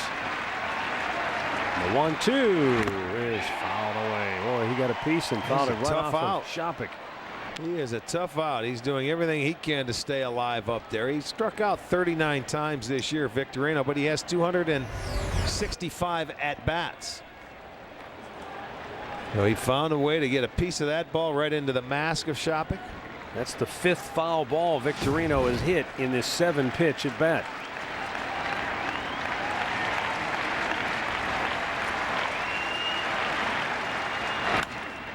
Try to get him to chase the high fastball, and he fouls it away. And you can see cutting that swing down just to keep himself alive up there. Good hitters have a knack of doing that. Just keep fouling it off until that pitcher makes a mistake. Well, that was a purpose pitch to raise the eye level, the way Shopik rose up with the target. Well, they wanted to go upstairs, see if they come back with the curveball then to change his eye level. He's still got a pitch to work with. Line to first. Victor Martinez up the ladder to make the grab. Phillies leave him loaded. Lee avoids disaster, and it's a shutout through 5. Indians 5, Phillies nothing.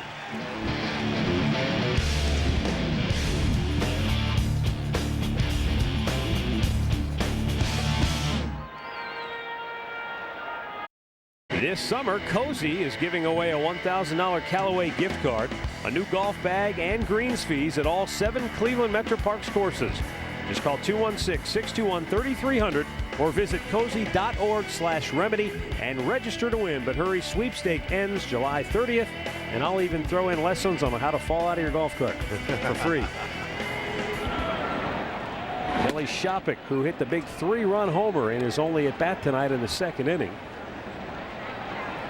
takes a strike. And that's when you get the bottom production like the Indians have gotten this year. That is now 118 ribbies for the 7, 8, and 9 slots in this Cleveland lineup. The 2nd place team in that department is Tampa Bay. They have 99 from 7, 8, and 9, which is good, but the Indians have been just outstanding.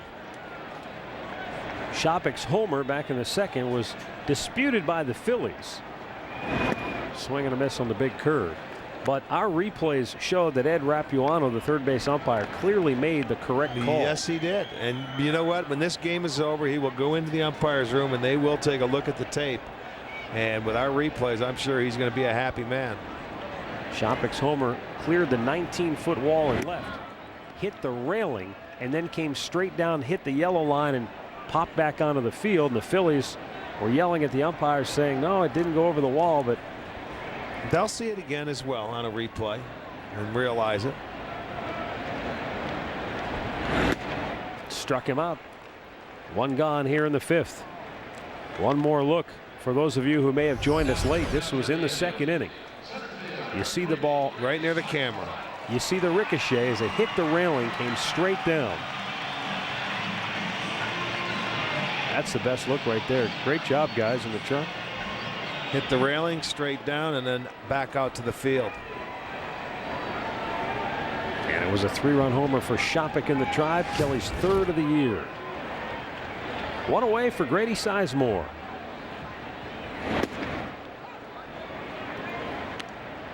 Grady, a bunt single, a stolen base, and a run scored in the first.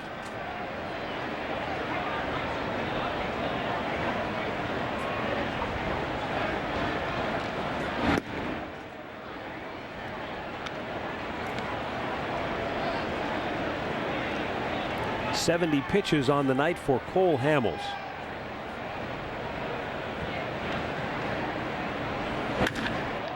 Grady with a long drive to left. Off the wall. Boy, that didn't miss by much. Grady into second with his 13th double of the season. Maybe another 4 feet and that would have been out of here. Yeah, and you don't see Grady go to left field a whole lot like that. That was with authority. Yeah, that ball jumped off his bat and got deep in the zone. He waited on it beautifully. That pitch was away. That was not a bad pitch, except it was upstairs. And he goes high off that wall. He hits it about 15 or 16 feet on that wall. He's going for third. And he's in there safely. His second steal of the night, his 22nd of the year. Boy, and he didn't hesitate. That's the nice thing about it. He did it early in the count. He definitely studied some tape on Cole Hamels because he got on second. They didn't pinch him back enough. That's a second baseman's just spot right there. Nobody held Grady close to second base, so he knew he could get a walking lead. You got to blame the middle infielders right there for not holding Grady closer. Ruiz made a terrific throw to make it close. Infield in. And Barfield lines one to right. Nice catch by Victorino. But Sizemore scores easily. 6-0 Cleveland. Barfield's 32nd RBI of the year. I like that combination right there, 1-2. I like it a lot. Grady's stolen base gives Barfield an opportunity to drive home a run, and he did just that. This may be a new look. I like it. You can't argue with the results. No, you can't. Grady has scored twice. Josh has got a hit and twice driven in tonight. a run. Barfield has gone the other way with Grady on base. He sure has. Grady now has Sacrifice 60 runs scored on the season.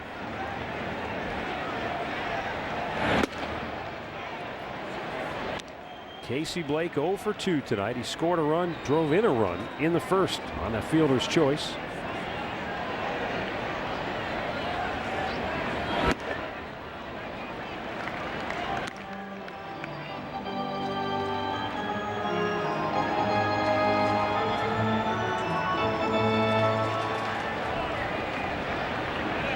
That's a season high now. 6 runs allowed by Cole Hamels. Inside, Blake gets hit. Well, you figured that 2 of their guys got hit. Somebody's got to go for the tribe. But very professional. Blake takes his bag. That's right. Just drop the bat and go to first base. That one was down. No harm intended. And then that young pitcher, you know, gets the respect of his teammates because those guys that got hit don't feel as bad now. And now's the time. Hey, he's got a little frustration to take out. He's given up a season high 6 runs. There you go, right in the hip. That's a good job by the pitcher. And a good job by Ed Hickox to just. Yeah, it's no big deal. Exactly. Unlike the game in Florida where. Yeah, that was. It got out of hand. Well, that was a young umpire behind the plate. Victor took a big hack but pops it straight up. That's Wes Helms who pulls it in. So the side is retired, but the Indians tack on a big run. 5 complete at Jacobs Field. It's the Indians 6 and the Phillies nothing.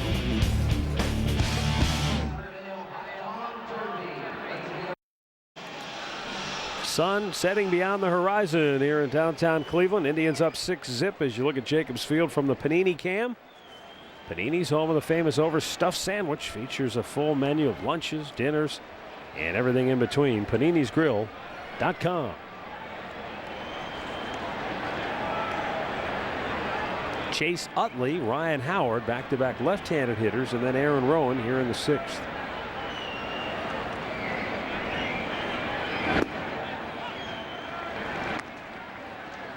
.76 pitches now on the night for Cliff Lee,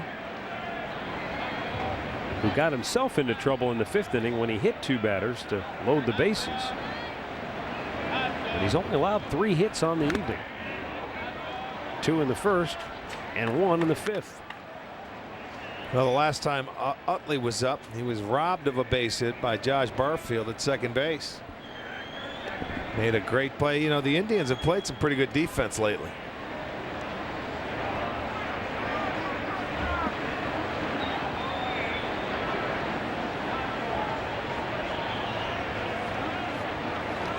Time is called. Indians got off to a rocky start in terms of defense this year, but they're now just about middle of the pack. Big swing and a miss, and Utley goes down. 4th strikeout for Cliff Lee. Al Pawlowski in the STO studios has a Tigers Nationals update. Matt, it sure does look like the Indians are going to gain any ground with the Tigers tonight. Already up 5-1, bases loaded. Carlos Guillen in the 5th inning drives in 2 more. Tigers with 6 runs in the 5th, blowing out the Nationals right now, 9-1 that game. Bottom of the 6th inning. Back to you at the Jays. All right, here it's 6-zip Cleveland. Ryan Howard steps in, and the ball is up high. Howard 0 for 2 tonight. Nationals in a tough stretch in terms of their schedule. They get the Tigers for 3, and then the Indians come in for 3. They'll be glad to get back into the National League.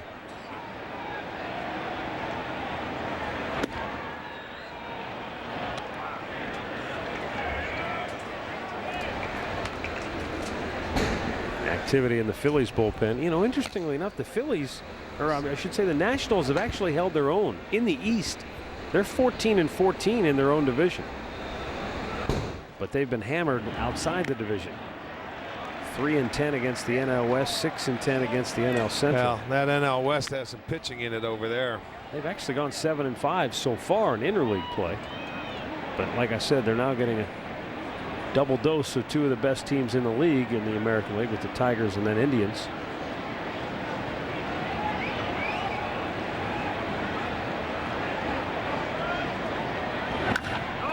Long drive deep to right, and this one's not coming back.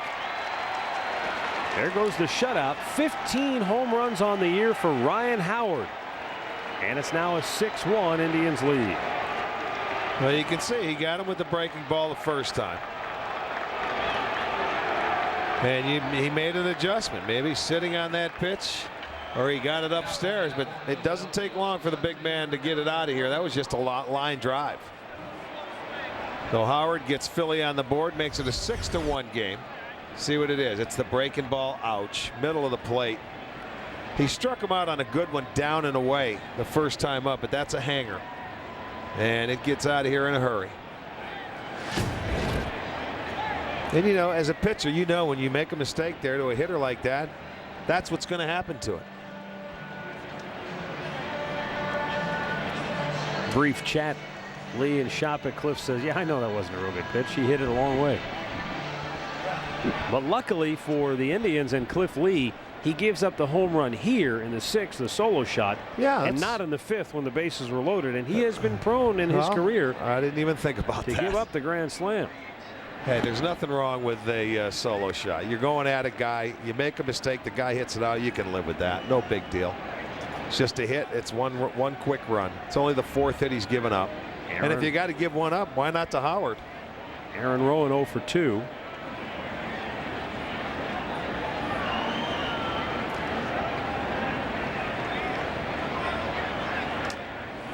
And now time call.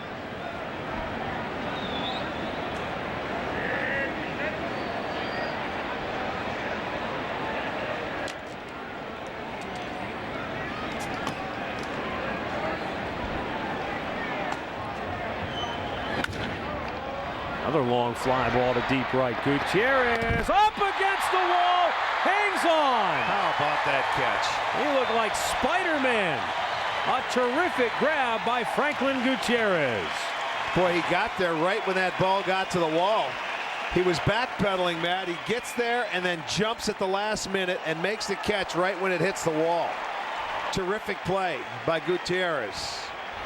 You watch him go back. Beautifully. He's a good defender. He had that last look for the wall. He turned and it went right into his glove. That's a good play. This guy can play some defense.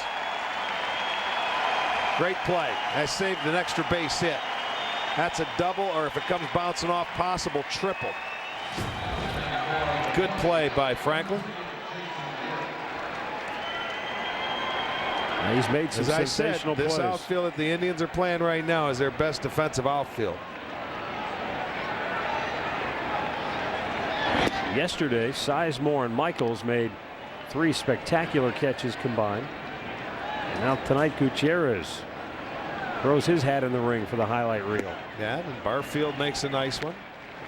You know, it's fun when you're out there on the mound and the Indians pitchers, they don't walk a lot of guys. They make the guys put the ball in play. They have the least walks in the league. That defense is ready for it. When you have a guy like Carmona, CC, they're throwing strikes. They're ready to go. And it's so much easier to play defense when it's like that.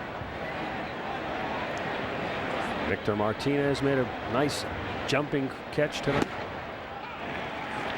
2-2 the count on Jason Worth, who had a base hit his last time up.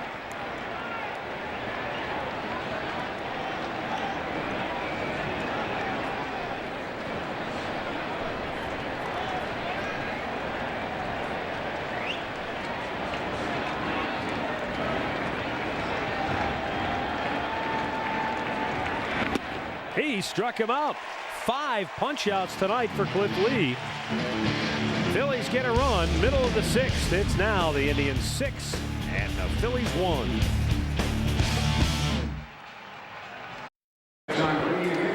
Boy, doesn't that look good.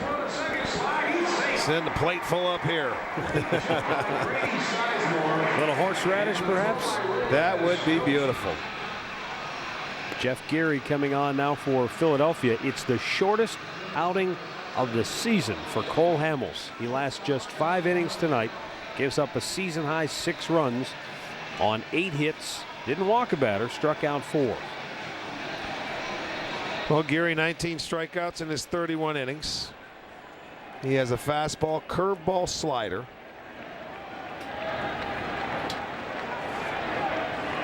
Coming on to try and keep it a 6-1 ball game here for Charlie Manuel and his Phillies. Johnny Peralta, an RBI double his first time up.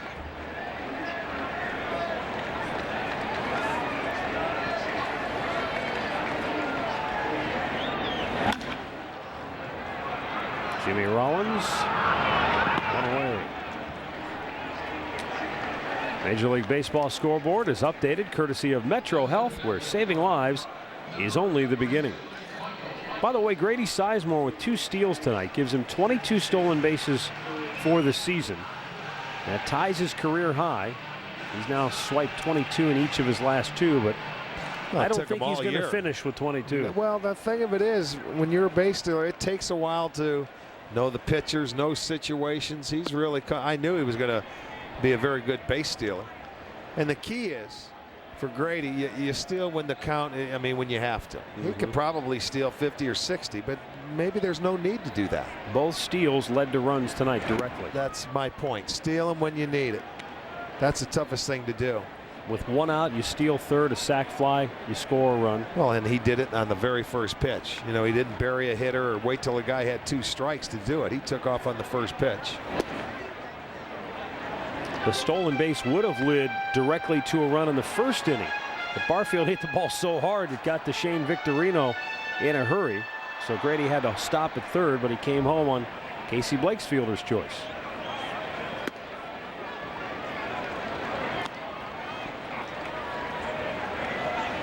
Three balls and a strike to count on Jason Michaels. 1 for 2 tonight. Batting over 300 in his last 25 now. Last 25 games.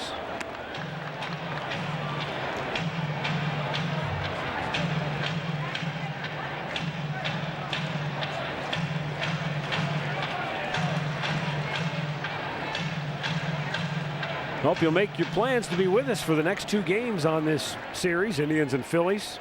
Plenty of great seats remain. We got the 3-man booth on Wednesday, don't we? Brian Anderson coming in to join us. I do believe that is correct. Yeah. So BA, if you're watching, do your homework. We're going to wear the blue shirts on Wednesday. You've already made that decision? I'm just, no. Oh, you're just setting them up. Let's go with the black shirts on Wednesday. I'm calling it now. He doesn't have a black shirt. Now let's just wait and let's call him and find out what he does have and have him washed and ironed. Maybe we knot up on Wednesday. Maybe we cut our sleeves off of any shirt and just wear them. If we do that, I'm going to draw tattoos on my arms. That's a scary sight. Ryan Garko looks at ball one up high. Yeah, and Wednesday we got a terrific matchup. That's going to be CC Sabathia and John Lieber. You know, how does he pick? I mean, he's been on what, twice when we've had Carmona? And now he gets CC. Now that's a pitcher picking the best pitcher, so it makes himself look good. He's been talking to Carl Willis. I think so. He's got to. You know what he does? He starts counting the rotation out. Hey, Brian, we may be dumb, but we're not stupid. Well, speak for yourself. Some of us aren't. Speak for yourself. Jason Stanford gets the start tomorrow. Boy, he was terrific in his season debut against the Marlins.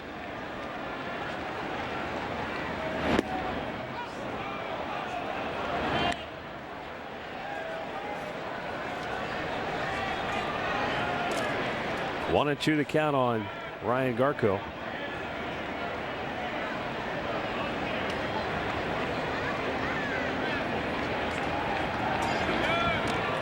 Inside, he got him.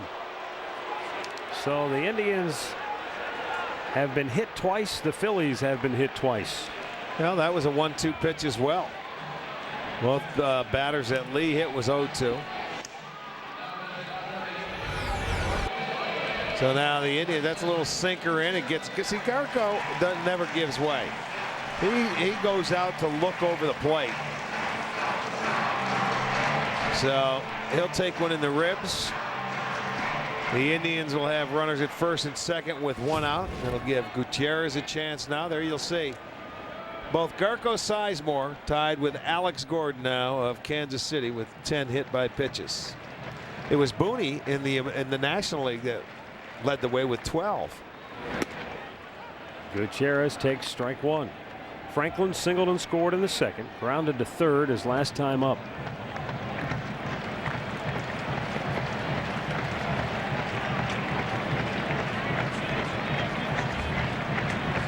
Indians trying to add to their 6-1 lead in the sixth. Fouled back. Well, Rick, more mixed results from Jake Westbrook, who was at AAA Buffalo on another rehab start tonight. 4 innings. Okay. 2 hits, 1 earned run, 2 runs total, 1 earned run, 4 walks, 3 strikeouts. He made 81 pitches. All right. Well, the walks may be a little concerned, but we'll see how he feels tomorrow, and he may get the start. Come Sunday, we'll find out a little bit more tomorrow. But he did go out on his rehab. How many pitches did you say? 81. 80? Okay. Goot went up and chased one. He strikes out, 2 down. Kelly Shopik will be the batter. Hey, if you missed All Bets Are Off today, then you're in luck. You can catch the replay.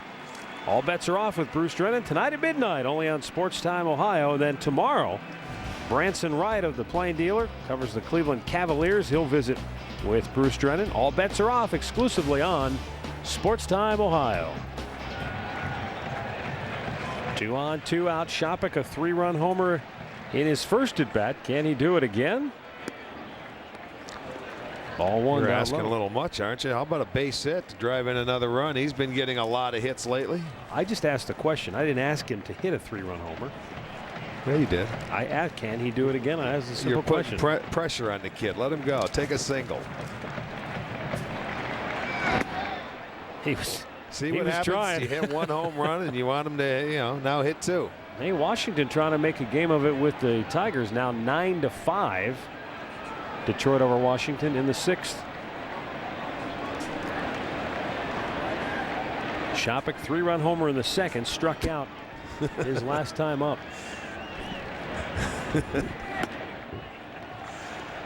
Boy, it was humid at the ballpark tonight, wasn't it?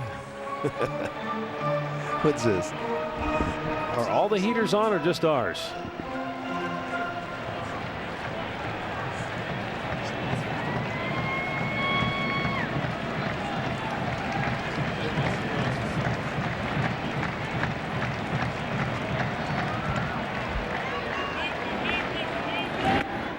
outside. 3 balls and a strike. Now he can zone in and look for a fastball here. He's got to get a pitch he likes. He's not going to mess around, I don't think, and throw a breakup ball. You got Sizemore on deck. You've got to come at him with a fastball away. See if Shopping is ready and waiting. That's the nice thing about hitting 9th in this lineup. You've got Grady rolling it over at number 1, and guys you're going to get something to hit, especially when you're down in the count. You should. Shopping with a fly ball to left. He did it. Worth on the track, off the wall. This will score 1. Garko stops at third. An RBI double with 2 out for Kelly Shopping. His 4th run batted into the ball game, and the Indians now have a 7-1 lead. Well, Matt, I thought he was going to pull through for you. He tried. He sure did. He got the count in his favor. He got a fastball, and he eliminated doubt.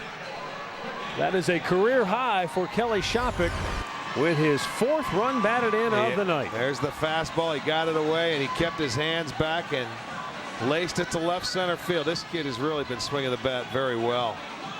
So he's got a homer, a double, 4 RBIs, makes it a 7-1 ball game, and it's 2nd and 3rd now with 2 outs. He gives Grady an opportunity. Attaboy, Kelly.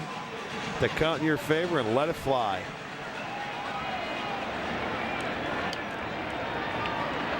First base is open, and Sizemore has 2 hits tonight, 2 steals, 2 runs scored. And they will pass. Well, I don't blame him. First base is open. They'll take their chances with Josh Barfield.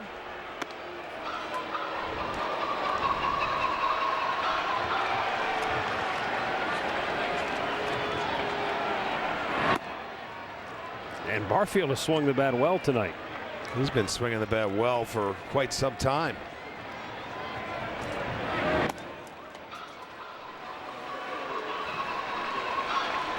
You know, I bet now, too, the way he swings the bat, it's nice to see his name in that number 2 hole. When he walked in today, I bet he had a smile on his face saying, all right. That's nice when you hit up in the top part of that lineup. You know you're going to get 4 at-bats every day. And now you get an opportunity to hit with men on base. And Barfield has them loaded. Base hit his first time up, fly to center in the 2nd. Scorched one to right in the 5th that drove in a run on a sac fly.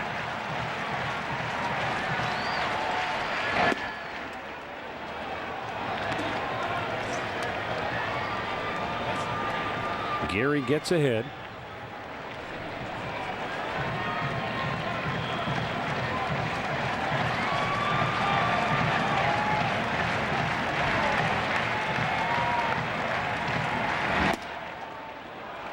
One and one. I'm really surprised, Rick, at how shallow Shane Victorino is in right field. And I know part of that is he's trying to take away that opposite field hit. Right. But I mean, Josh has pretty good opposite field pop. Well, you know what? If he drives a ball over his head out there, though, you got to look at it like it's a pitcher's mistake. I mean, Josh will go that way, but if it's a good pitch down in the zone, he's not going to drive it. He may, if he makes a mistake, he could drive it over his head or into the gap. And as an outfielder, that's where you say, okay, that's the pitcher's fault for hanging it. I mean, he is a lot more shallow than Worth in left or even Rowan in center. But with his arm, that's why he has so many outfield assists. Barfield goes the other way in the left for a hit. Garko scores. Here comes Kelly Shopping.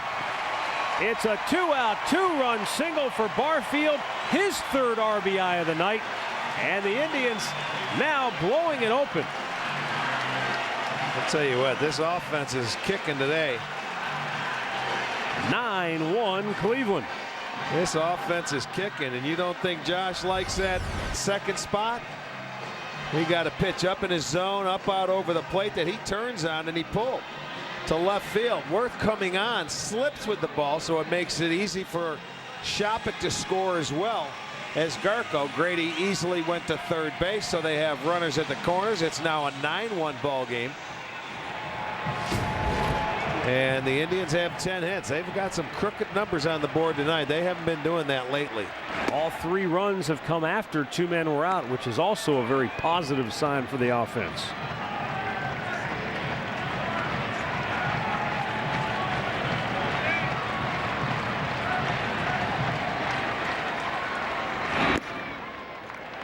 Good stop by Ruiz.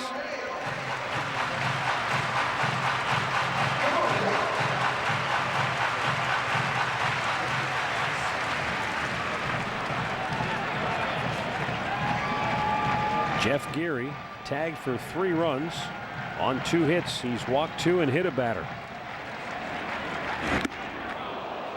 Really tied him up inside. 1-2 the count.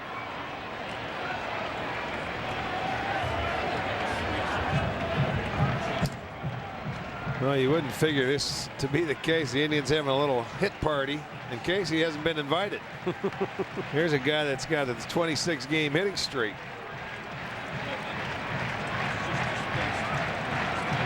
Indians are 4 for 6 tonight with runners in scoring position.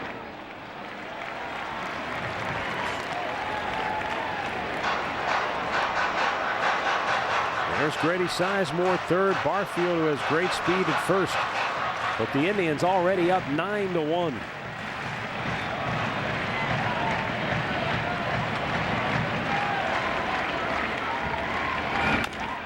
And a big bouncer to short. Rollins throws him out. Indians tack on 3 more, and after 6, it's now Cleveland 9, Philadelphia 1.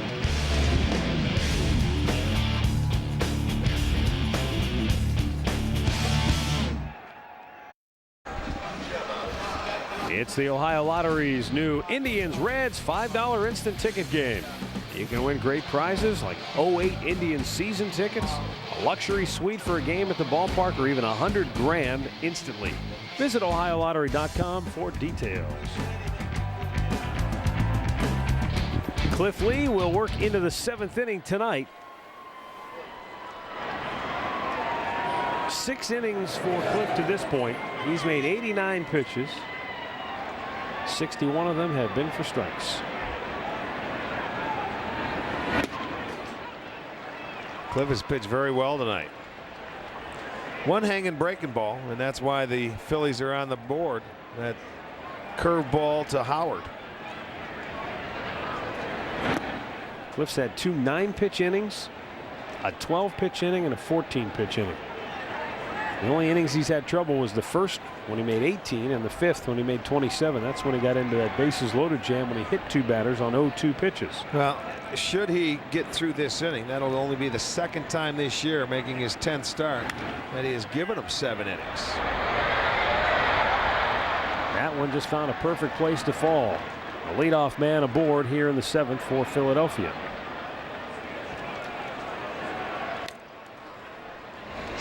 More activity in the Philly bullpen.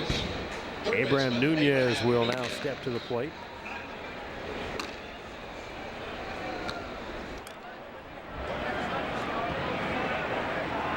Nunez flied to center back in the 2nd inning.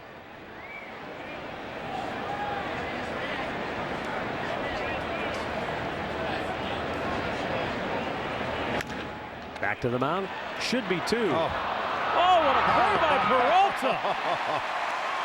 That might be the toughest ground ball he's fielded all night. There's no doubt about that. He just saved Cliff Lee of an error. He says, no problem. Cliff tried to rush it, and I mean, he had plenty of time to get the double play, and he throws it, spikes it into the ground. Boy, that was a good play by Peralta to not only catch it, but remain on the bag and then relay it over to first.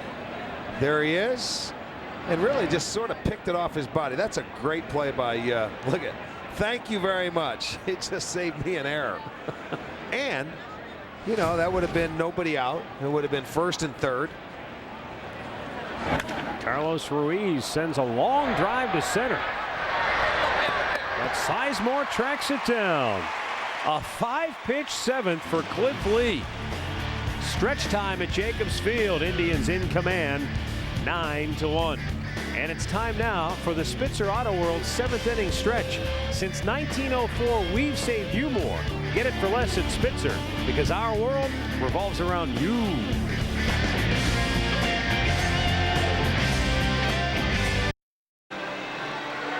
Bleachers having a ball tonight.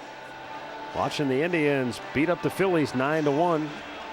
Check it out from the Panini cam high above the ballpark.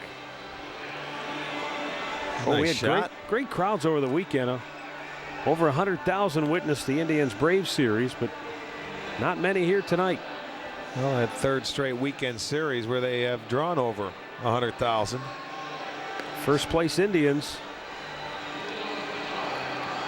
Brian Sanchez is going to get some work. Yes, that's what they need to do, because we head out after Wednesday's game for 3 games and come right back.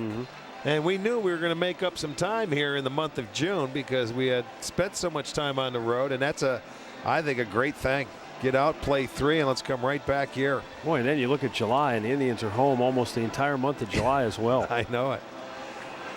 It's a beautiful thing. So what that tells you is that August and September, we gone. I mean, a lot of road games, and September could be vitally important. Well, we come back and play Oakland for 4. After we come back from Washington, Tampa Bay for 4. 2 4-gamers, huh? Back to back. Those are no fun. Not a big fan of the 4-game series. No, I don't think a whole lot of people are. Or the 2-gamer. I know it. Well, we've had a few 1-game series this year. How about that? How do you like those? We'll have 3 1-game series against Seattle before going to and play a 5-game series. Emerald City. No, it'll be a 4-gamer, right? No, not in Seattle. Double a dip. Oh, 3 with the 4, yes. That's right. They kept the off day.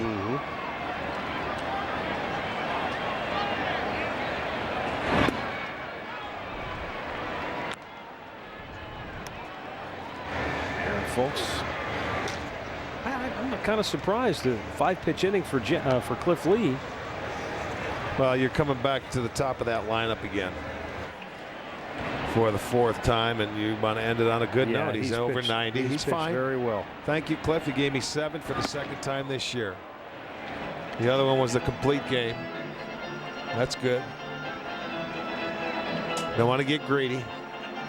Well, Cliff needed this tonight. Yes, he did. Not only did the Indians need it, but he needed it. You know what? He needs it for his confidence. That's right, Matt, because, you know, when you get Cliff Lee going, he could definitely help this ball club. He got the win in Florida, but didn't exactly pitch all that great. But then he bounced back. I mean, looking to go 10-1 in interleague play. No, he needed it. You're right. I agree. 7 innings. He's going to feel good about this start. Only 5 hits, 5 punch-outs. Didn't walk anybody. He got out of a couple tough jams, got one early in the 1st inning. So it's a good start. He ended on a positive note.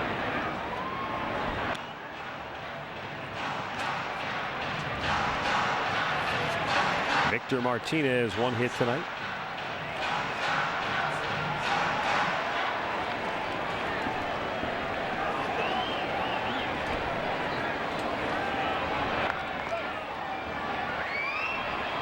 They got a ball loose from the bullpen. Time is called. We're right back tomorrow night. Indians Phillies. We'll do it again right here on Sports Time Ohio. On deck show at 6:30. First pitch 7:05. Jason Stanford making his 2nd start against Kyle Kendrick of Philadelphia. That curveball got away, and it's a full count.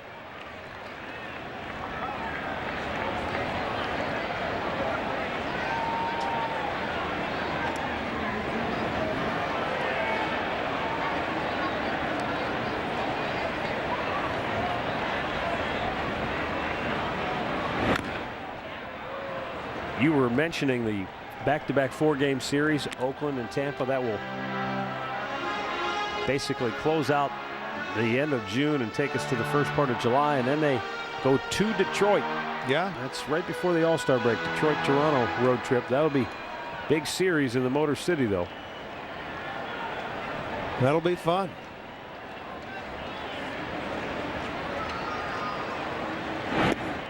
Martinez strikes out.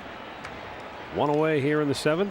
Let's update the Alltel text poll. We asked you earlier, before Ryan Howard, who was the last ball player to win the Rookie of the Year and then the very next season win the MVP? Was it Fred Lynn, Eddie Murray, Cal Ripken, or Mark McGwire?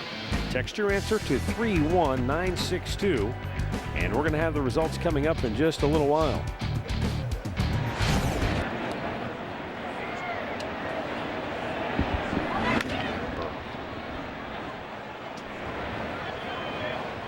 Peralta fouling it away.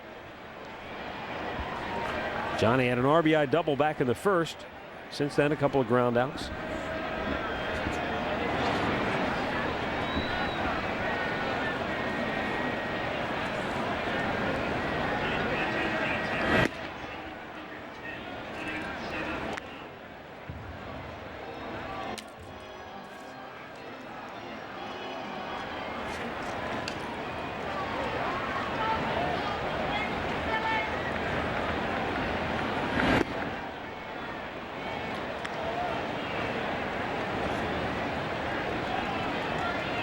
Brian Sanchez has Peralta down on the count.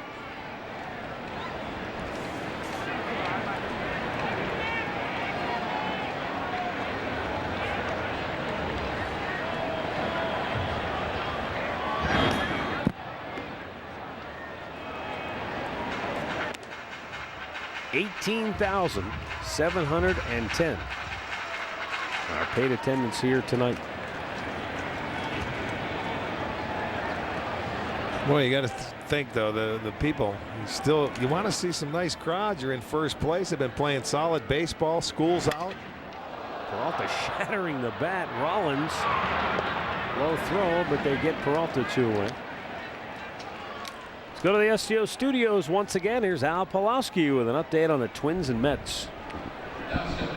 And Matt, the good news for Triumph fans is looks like the Indians might gain a little bit of ground here with Minnesota. Bases loaded and a base hit for Paul Waduka. This happened in the bottom of the sixth. Put the Mets up 4-0. It's still 4-0. They're in the top of the eighth inning now at Shea Stadium. Back to you. All right, thanks, Al. Here it's 9-1 Indians.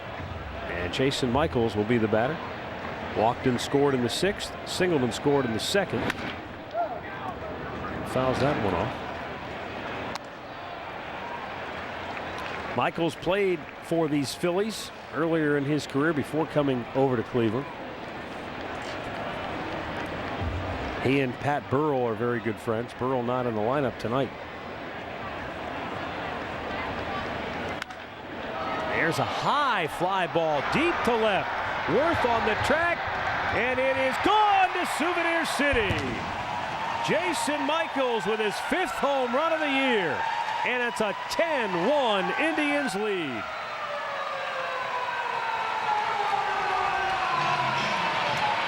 That's got to feel good for Jason Michaels. Anytime you come over playing your former team, it's always nice to have a nice night, and that home run certainly helps. His 5th of the year. And you see how quick he brought those hands in and drove that ball high and deep to left field. Gets it out of there, the solo home run. 2nd for the Tribe tonight. It is a 10-1 ball game. He has scored 3 runs as well. Now Ryan Garco steps in.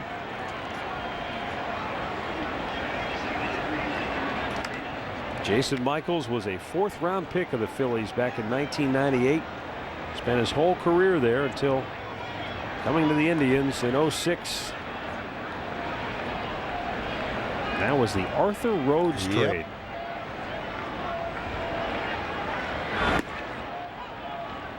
How quickly I forget Arthur Rhodes is on the DL with somebody. Oh, he's done. Seattle. Yeah, Seattle. He had surgery again. When he left here, he was never the same. Went over to Philly, had arm problems, ended up signing with Seattle, had problems. He's probably done. Which again, and I know I've been talking about it, you've been talking about it, fans will start to talk about it. When you start looking for bullpen help, you got to be very careful, because you can overpay. That's outside.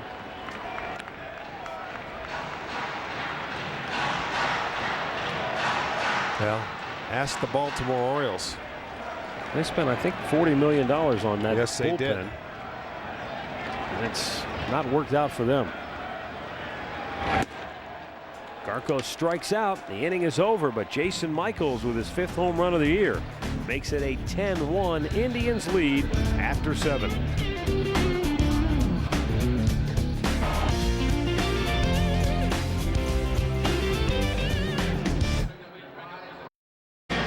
Top of the 8th here at Jacobs Field, and Eric Wedge, with his team out in front by 9, is going to give Johnny Peralta a little time off. Mike Rouse comes in to play shortstop.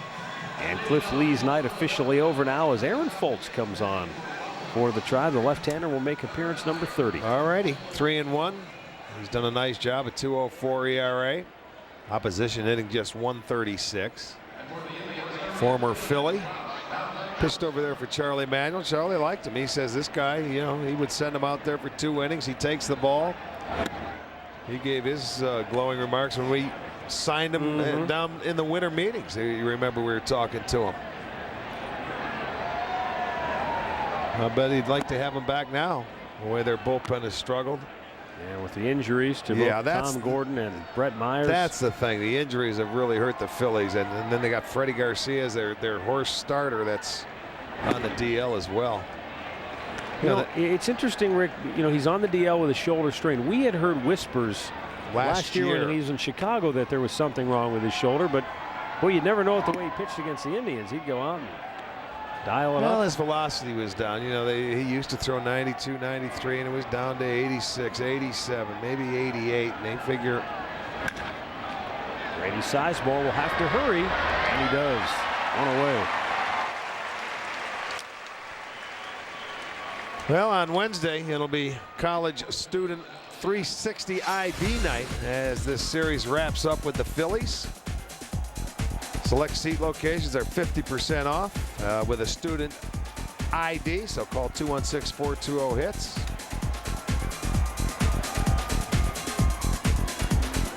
Now Shane Victorino takes the strike.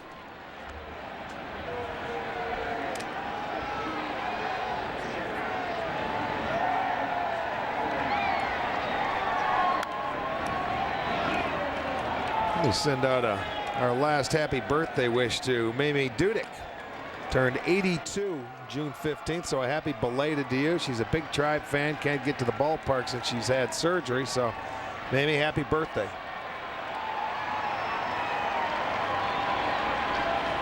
Oh, we got him. That's the 5th hit batter of this ball game.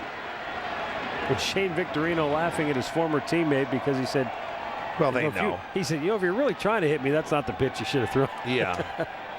They know. It's just been one of those odd nights where, you know, a lot of. It's a little breaking ball and it gets him on the thigh. Yeah, teammates, they know. No big deal, no harm, no foul. Greg Dobbs now coming on for Chase Utley.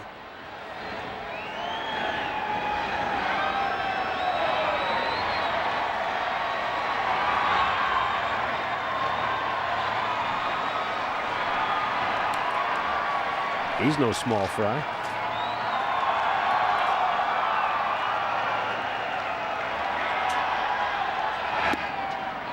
Takes a strike. Dobbs 6'1", 205 pounds. California native.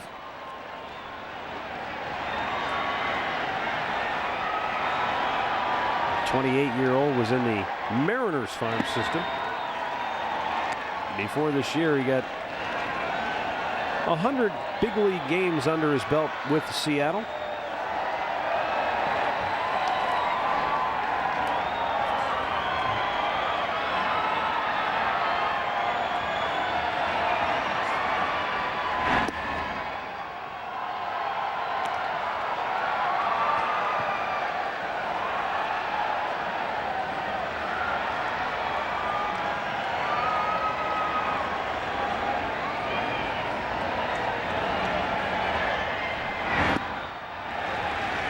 Swing and a miss.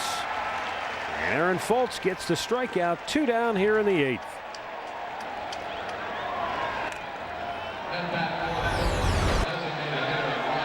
I'm going to chase after that slider down and away out of the strike zone.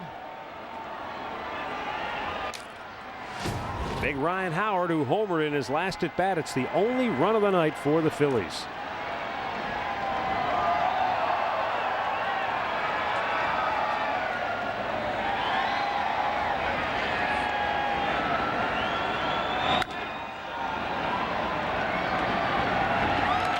Howard with his second hit tonight. That was a missile into right field.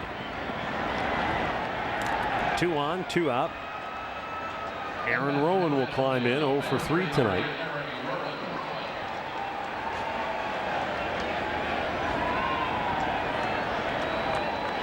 Rowan robbed of a hit his last time up when Franklin Gutierrez made a terrific catch, leaping up against the wall in deep right field.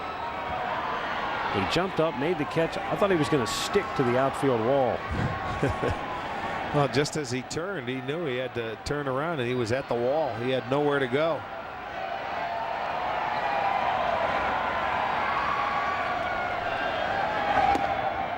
Rowan looks at strike 1.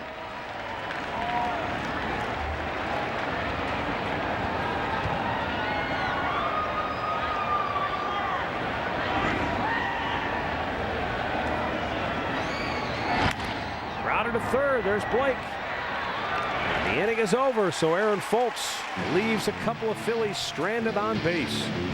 We head to the bottom of the 8th in Cleveland. All Indians tonight, 10-1 Tribe.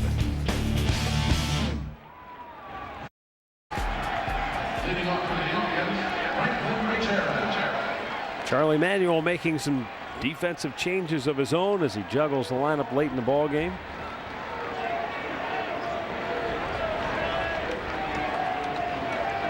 Franklin Gutierrez with a big swing and a miss. All right, let's see. Michael Bourne is in left field.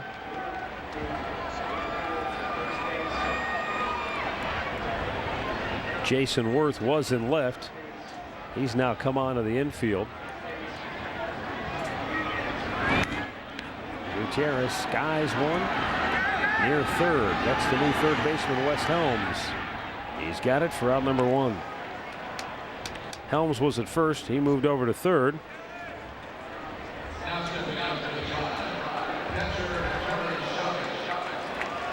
And now over at first is Jason Worth. Abraham Nunez goes from third over to short. Greg Dobbs is now at second. And Jason Worth at first. So a whole new infield look for the Phillies here in the 8th. Indians need somebody to get aboard to give Casey Blake another shot. 2 down. I'll tell text poll results before Ryan Howard did it. Who was the last guy to win the Rookie of the Year and then win the MVP the next season? You say Cal Ripken Jr. And you are correct, sir. Fred Lynn did it the same year, right? Yeah, 1975. He was the MVP and the Rookie of the Year. And Ichiro Suzuki did it in 01 with the Seattle Mariners. But Cal Ripken won the Rookie of the Year and then the next year won the MVP. Here's Grady Sizemore. Takes the ball inside. Well, 2 guys have to reach base now for Casey to get a chance here in the 8th. That's about all the suspense left in this one. 2-0 on Grady. 2 hits, 2 runs scored, 2 stolen bases.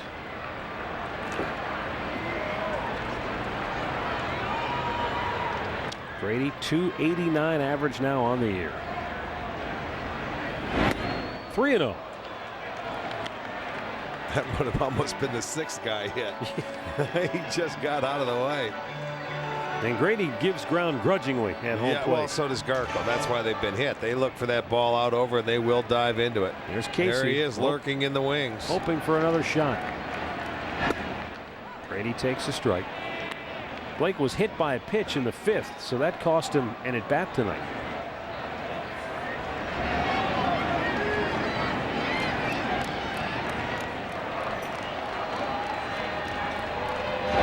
Well, there's one guy. base runner.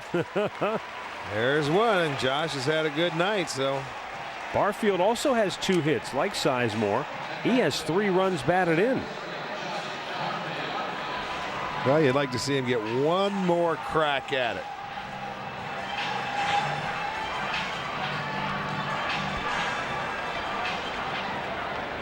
Josh's batting average now at .263.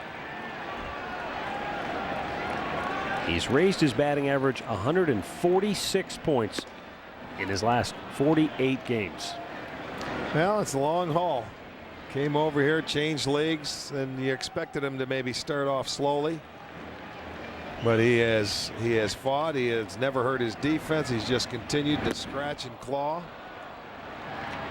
He's in an 0-2 hole now, and he's going to have to battle to try and give Casey Blake another shot to extend his hitting streak. Blake in the on-deck circle with 2 down here in the 8th.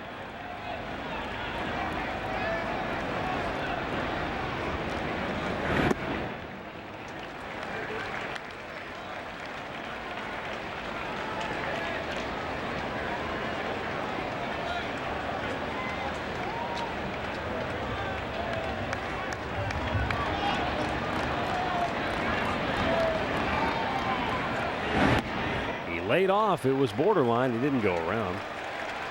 Well, they had to ask. 2-2.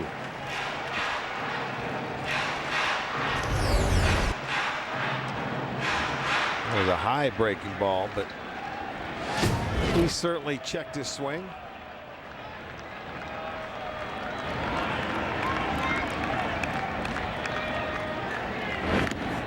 Stays alive. Got a piece. Oh, so close, huh?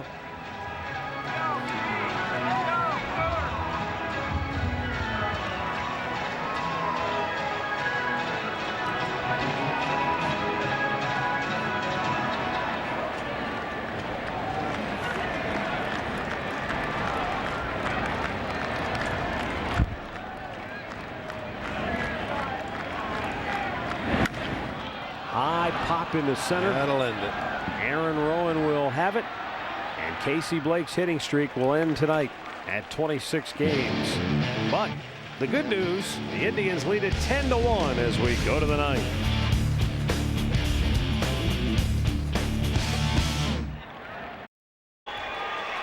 Jacobs Field in downtown Cleveland, Ohio, on a warm, hazy evening as nightfall settles in. Indians with a 10-1 lead. 10 runs on 11 hits for the Indians tonight. Only 4 left on base. So, Rick, when they got them on, they got them in tonight. Took advantage of it. You're right. They put some crooked numbers on the board, and they scored early, scored often. Fernando Cabrera coming on to get an inning of work, appearing for the 18th time. He's coming on to face. Well, let's see. We got Worth, Helms, and Nunez as scheduled hitters. Worth fouling it off.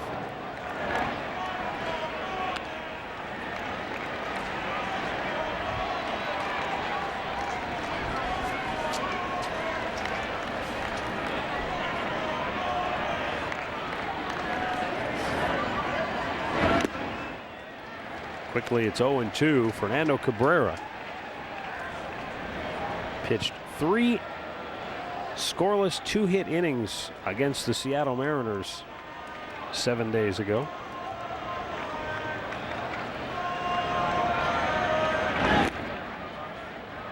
That was his last appearance.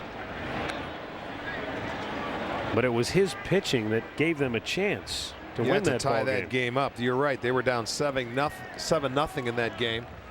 He came out and gave him 3 good innings. Hernandez came out and gave him an inning, and they came back to tie it up, and they just couldn't hold on to it. Well, blooper. Not a bad pitch. Just kind of threw the bat at it, made contact.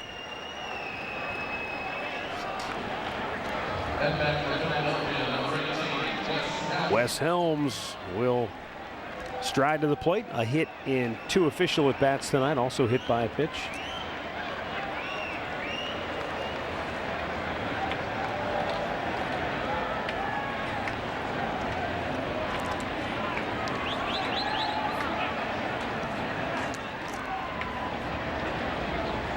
You know, Victor just whistling to Cabrera, telling him, hey, I'm going to play behind the guy at first base, so don't even think about throwing over there.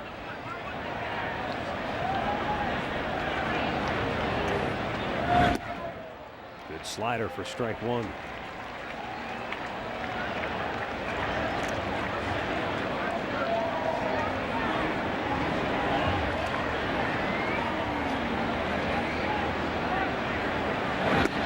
Fastball spotted at outside corner. Strike two.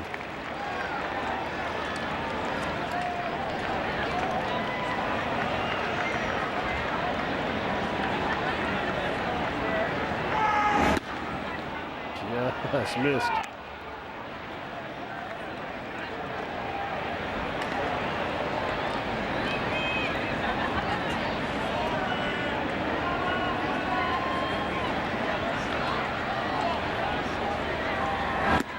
Got him to chase upstairs, and it's the first strikeout for Cabrera.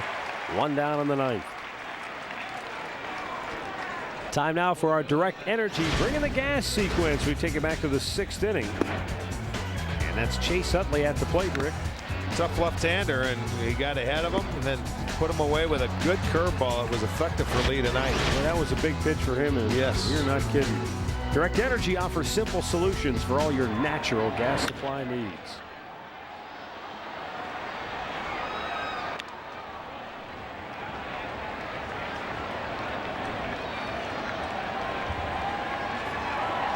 Cliff Lee, if you just joined us, 7 innings of work tonight. 1 run allowed on 5 hits, didn't walk a batter, struck out 5. 94 pitches. Nunez able to hold up. 1-1 the count.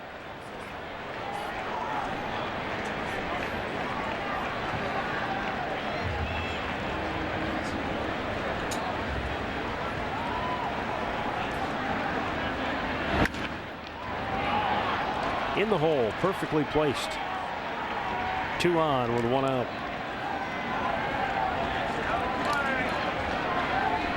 Carlos Ruiz will be the hitter. 0 for 3 tonight.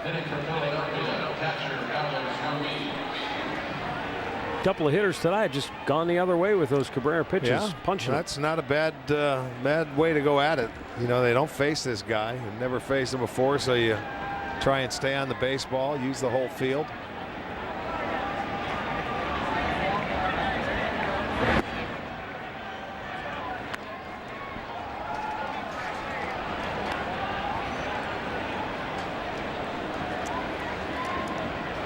For the Phillies tonight, out of their 8 hits, 7 singles, and the solo home run by Ryan Howard.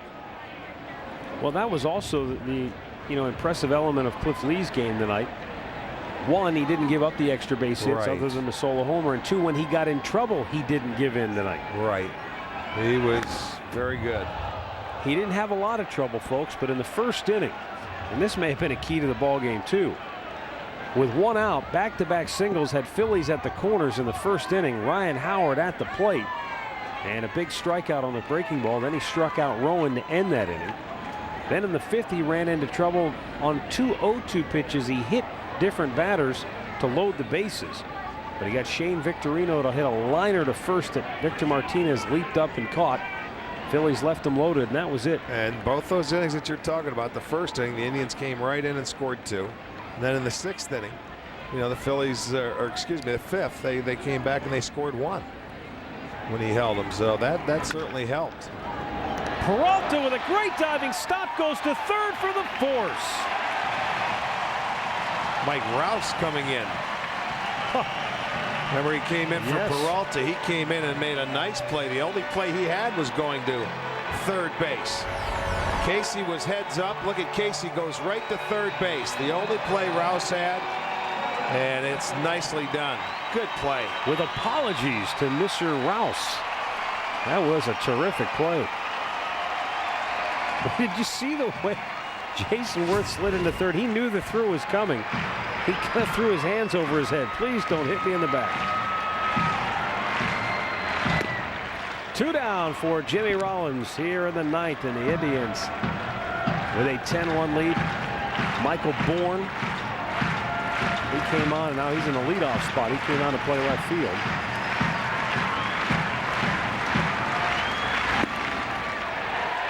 to the outside corner.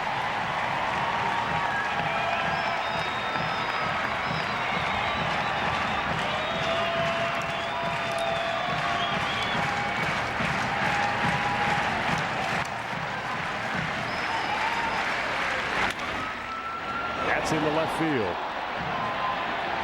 And the bases are loaded in the ninth.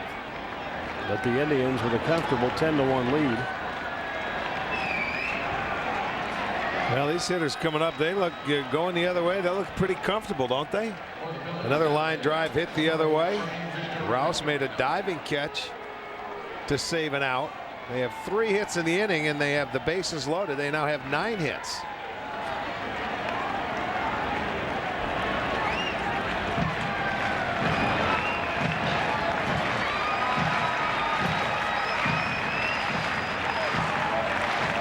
Shane Victorino, 1 hit tonight.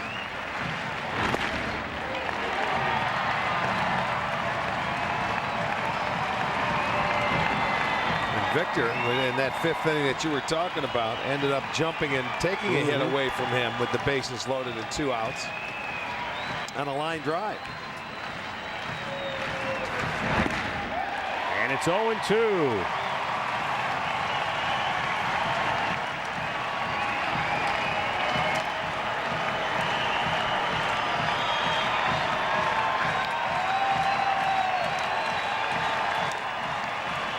Cabrera trying to nail it down here in the ninth.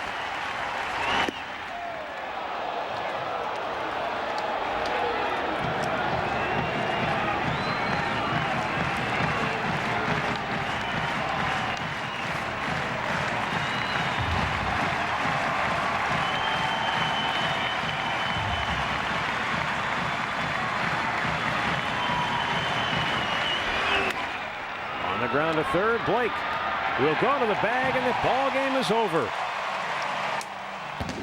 The Indians take the opener in this 3-game series, 10-1, our final score tonight. Cliff Lee gets the win after pitching 7 innings, allowing just 1 run tonight, and Cliff Lee goes to 4-4 on the season. The loss goes to Cole Hamels, his 3rd of the year.